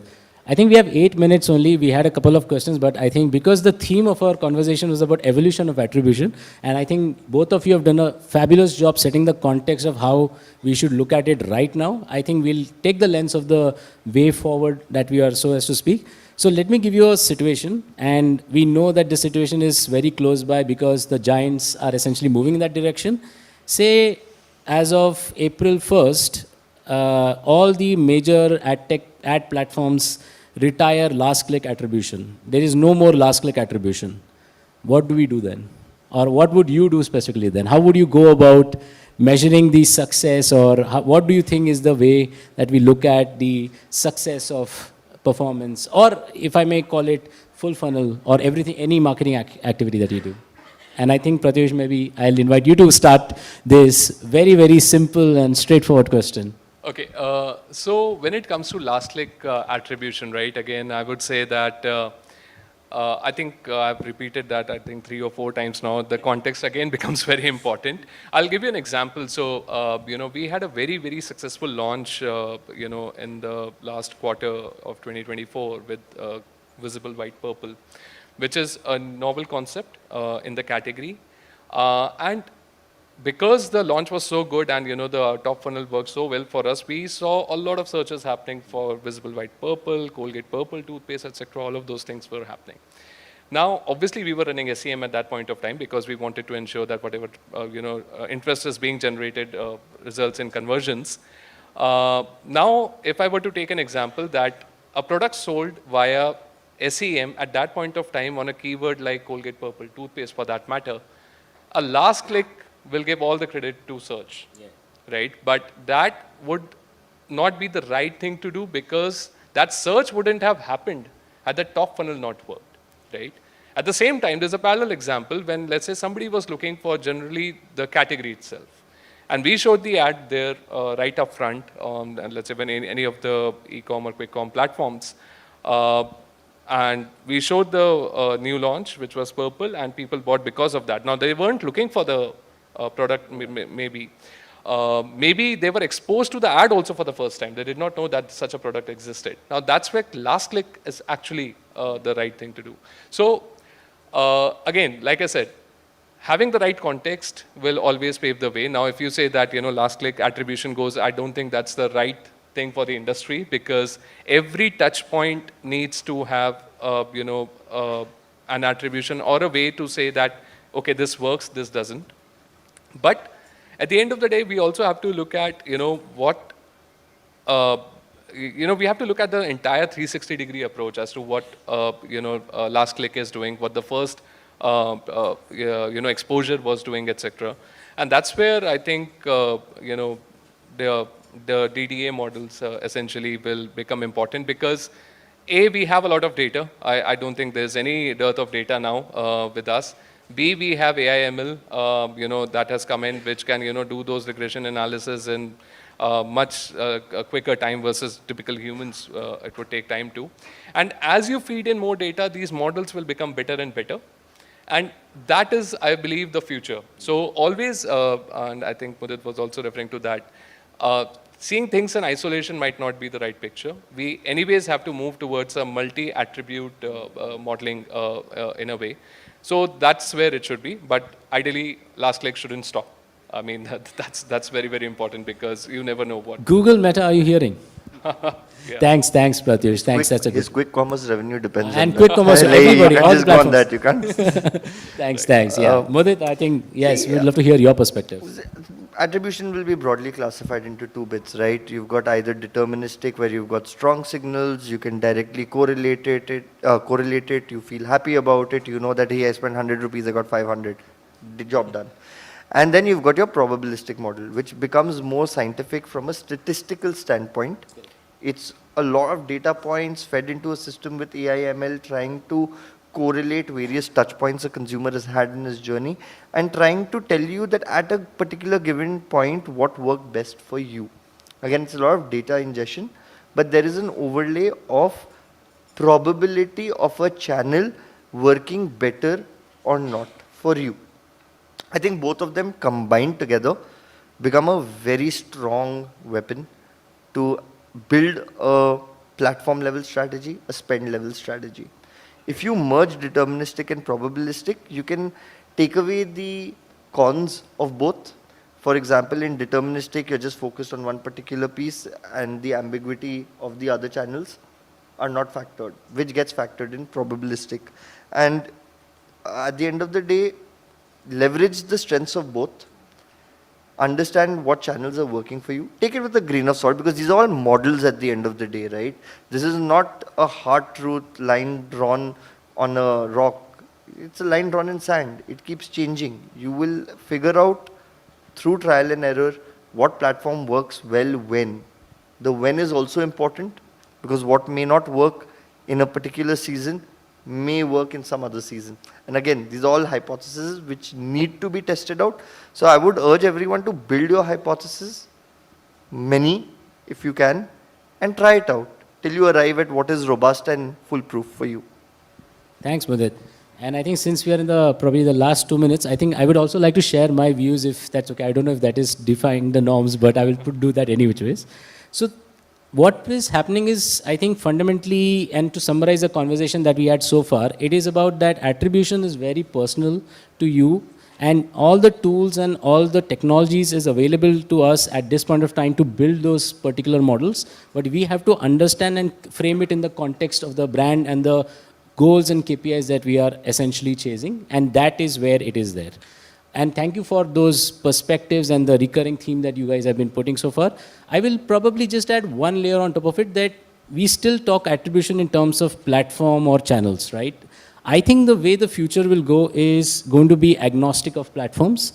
Attribution would be on audiences and maybe the communication and creatives that we do. So for example, we want to look at the attribution of sales or whatever KPIs we're chasing at a demographic or a socioeconomic class level. So for example, the attribution of revenue, no matter what channel you come in for, say the top 1% of your customer base, would be vastly different from when it comes to maybe your bottom 30% or bottom 50%. And I believe you are already seeing that in your data, right? So I think the pivot that you have to probably make is stop thinking attribution as just a Google or a Meta or an Amazon or a quick commerce platform, but go deeper, go granular, look at more data points, and then basically understand what is important and relevant to your brand.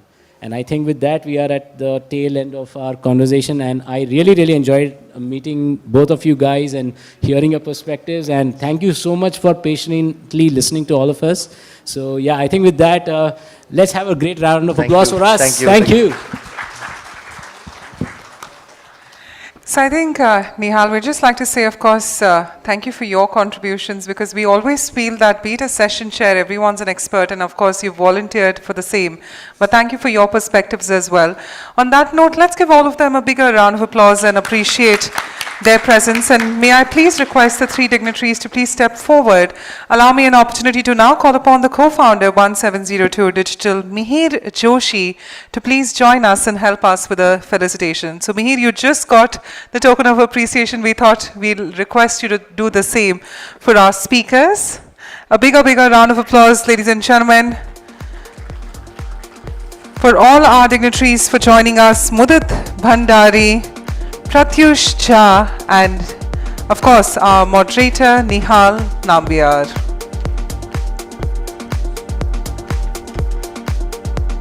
And may we request the four of you to please step forward, allow us a proper picture where we have all of you in the center.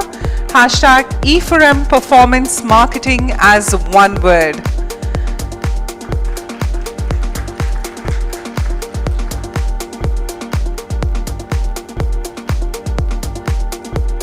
Thank you so much.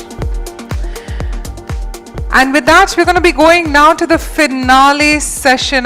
Trust me, if you've waited for it, we're super excited to host one of the top leaders in this forum. Allow us an opportunity, meanwhile, to also announce the social media contest winner number 2.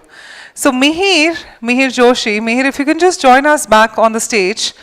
The reason why I'm requesting you is because hopefully the second winner is also amongst us in the room.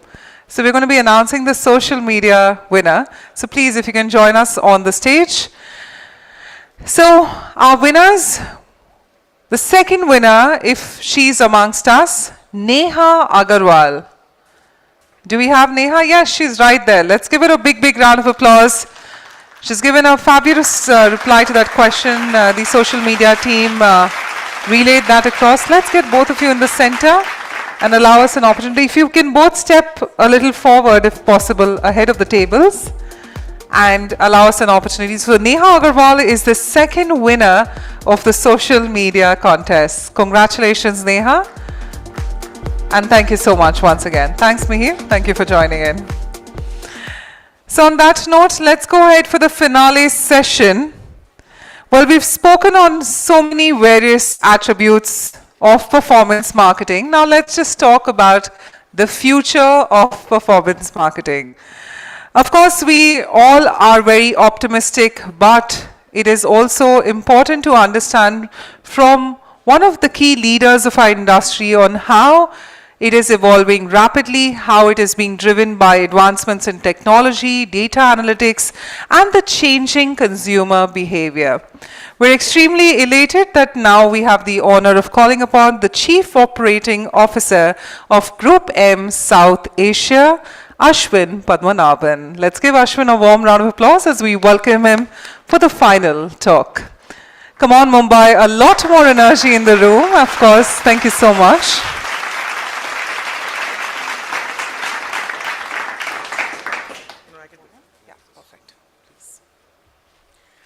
Thank you so much. Yeah, try to speak about a subject which I don't know much of and I get the shock. So, honestly, I think you overdid the introduction. A reason why I thought I should probably spend some time and talk to you is not because of an expert. It's actually the opposite, because I'm not an expert. And I wanted to share a perspective, an outsider's perspective, and try and demystify and simplify what we try to achieve, what we call as performance marketing. And really, I will kind of share my understanding of the definition of performance marketing. You know, the way I see it, it is really our ability as marketers to serve a communication to a prospective consumer of my product or service, and to get them to act on that communication. And yes, because it is driven by outcomes, who is helping me achieve this action gets compensated basis the action that you're able to drive. That is how I have tried to simplify my understanding of performance marketing. I don't know what do you guys in the room think about it, but that's a simple definition in my mind. But when you try and then break this paragraph into, then I said there are some keywords here, right? And I was listening to some of you discuss during the course of the day, and it kind of resonated with me as well.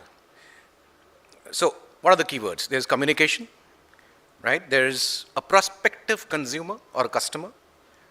There are product and services. There's the action that you want the prospective consumer to take. And finally, we need to be able to measure and attribute. In fact, the last session was a lot about attribution, right? And the marketers spoke about how they look at attribution, how do they quantify it, how much importance do they give or they don't give. We heard different opinions on that. But measurement and attribution also becomes important from a payout perspective, from a perspective of being able to quantify and in a way drive the ROI and measure the ROI. So you kind of get the drift of where I'm going, really, right? So these are the vectors. What are the vectors? Communication that you serve to the prospective consumer or customer, the product and service that I'm trying to market, and the action that the customer takes, and to be able to quantify and measure it and attribute it, basis which, if I'm an agency or a tech platform, I get compensated, basis which the marketer, if I'm a marketer, I look at the ROI of the investment I'm making. Now, really seeking answers to how do I manage all these vectors, according to me, defines the practice of performance marketing. If I'm able to answer all of these questions in real time, every time somebody throws a jargon at you, try and decipher that jargon in these 4 or 5 vectors. And if you're able to say, this new thing fits into this vector of trying to identify the best consumer for my product. This particular tool will help me create the most appropriate communication for the right consumer. And then you'll start making sense of that. You'll never ever get lost. Now, we do know that the actions that the consumers takes is not just a function of the communication served to us at that point in time, right? And not through just one medium.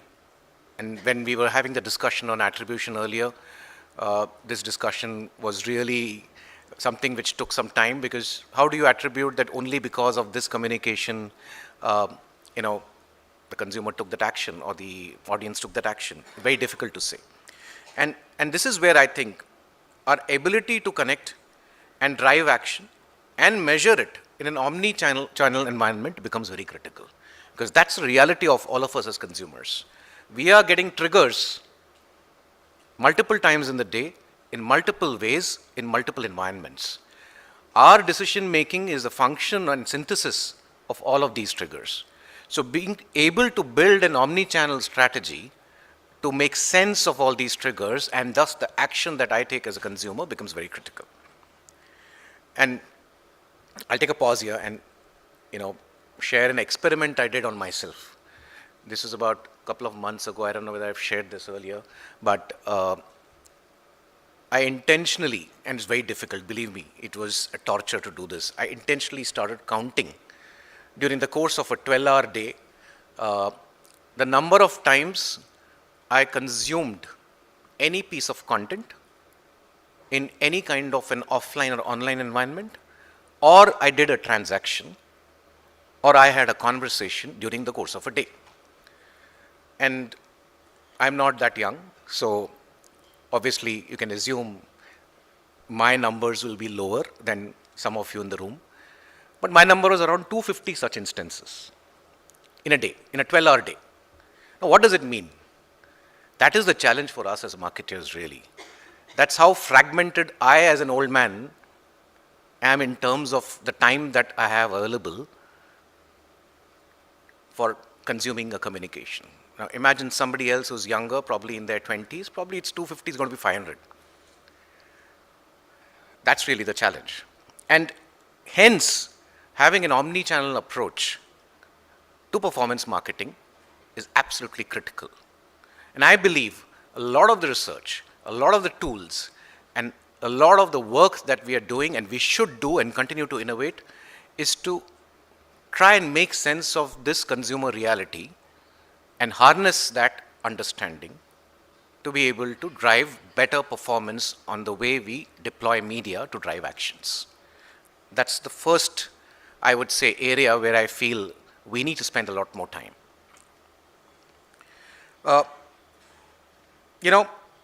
I also believe that when we say performance marketing, at the end of the day, it's really a business model, isn't it?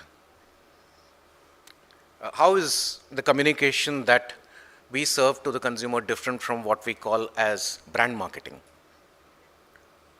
Why do we call this performance marketing? It's a business model. At the end of the day, it's a communication, it's marketing. Why is it a business model? Because that marketing message, I'm attributing it to an action that the consumer takes directly to the communication I am exposing the consumer to, and that is how I'm measuring the ROI. Brand marketing, I look at brand scores, I look at what's the kind of TOMA, what's the kind of preference, all of that, and I say this is how my brand marketing worked. But honestly, and this is also, I think I heard few of the panelists speak about that, is it really, does performance marketing drive brands building as well? The fact is it's a communication, so it drives brand building as well. So really it's a business model, and that is something we need to keep in mind. Every single tool that we build, every action that we take to understand the consumer, all of it needs to help us create a better picture of who the consumer is, what is their relationship with my product, what are their likes, dislikes, which will help them take the decision that I want them to take.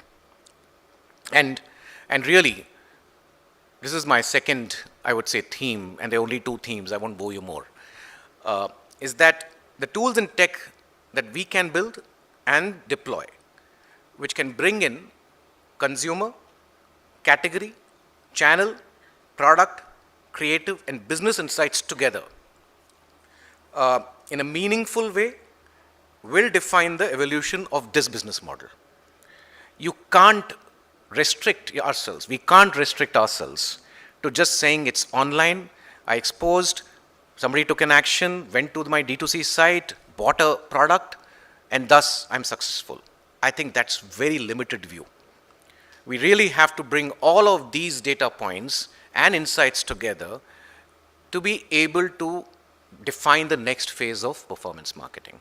And I believe that if we bring all of this together, at some point in time, really, we'll stop calling it performance marketing, because even what we do as brand marketing will start getting qualified in terms of what it does to not just my brand, but what it does to my consumer to prefer my product or service and take the action to be able to buy into it.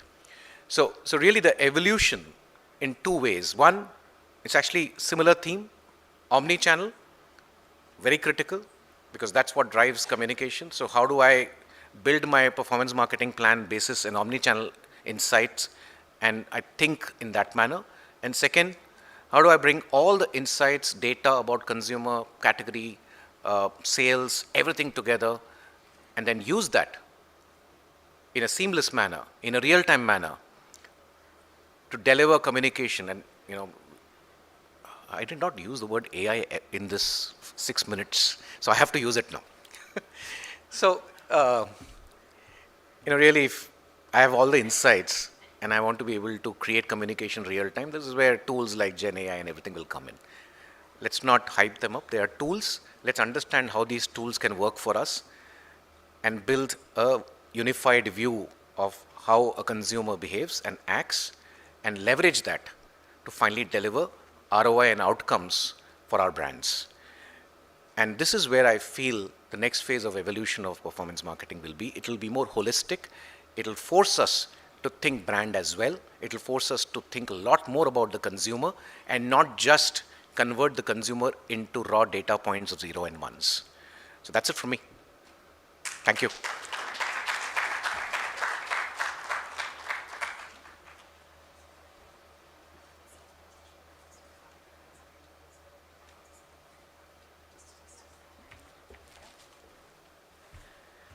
So ladies and gentlemen, firstly let's give Ashwin Padmanabhan a bigger round of applause. I think all of us, and for all the experts in the room, the fact that you demystified performance marketing with such an excellent articulation, I think it's only his experience which can do it. So let's once again give him a big round of applause on that. And ladies and gentlemen, with that, okay, do I have an opportunity to give it? Oh my God, when did this happen? Ashwin, can I join you in the center and give you a token of appreciation? All right.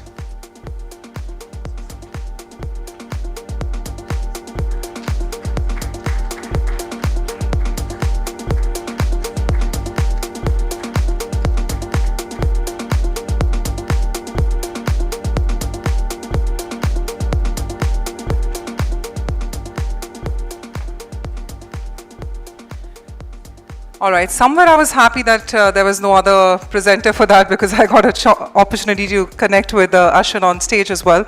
So ladies and gentlemen, on the other side, we've got the awards waiting for all of you. Of course, we're here to recognize excellence in the performance marketing domain, but we'd request and urge all of you to now reconvene in this hall after this hall is ready. And to transition to that, we would request you to now please exit from here. This is my time for you to queue in for an exit. Please remember to take in all your belongings, because the room is going to be now sealed for getting ready for the awards.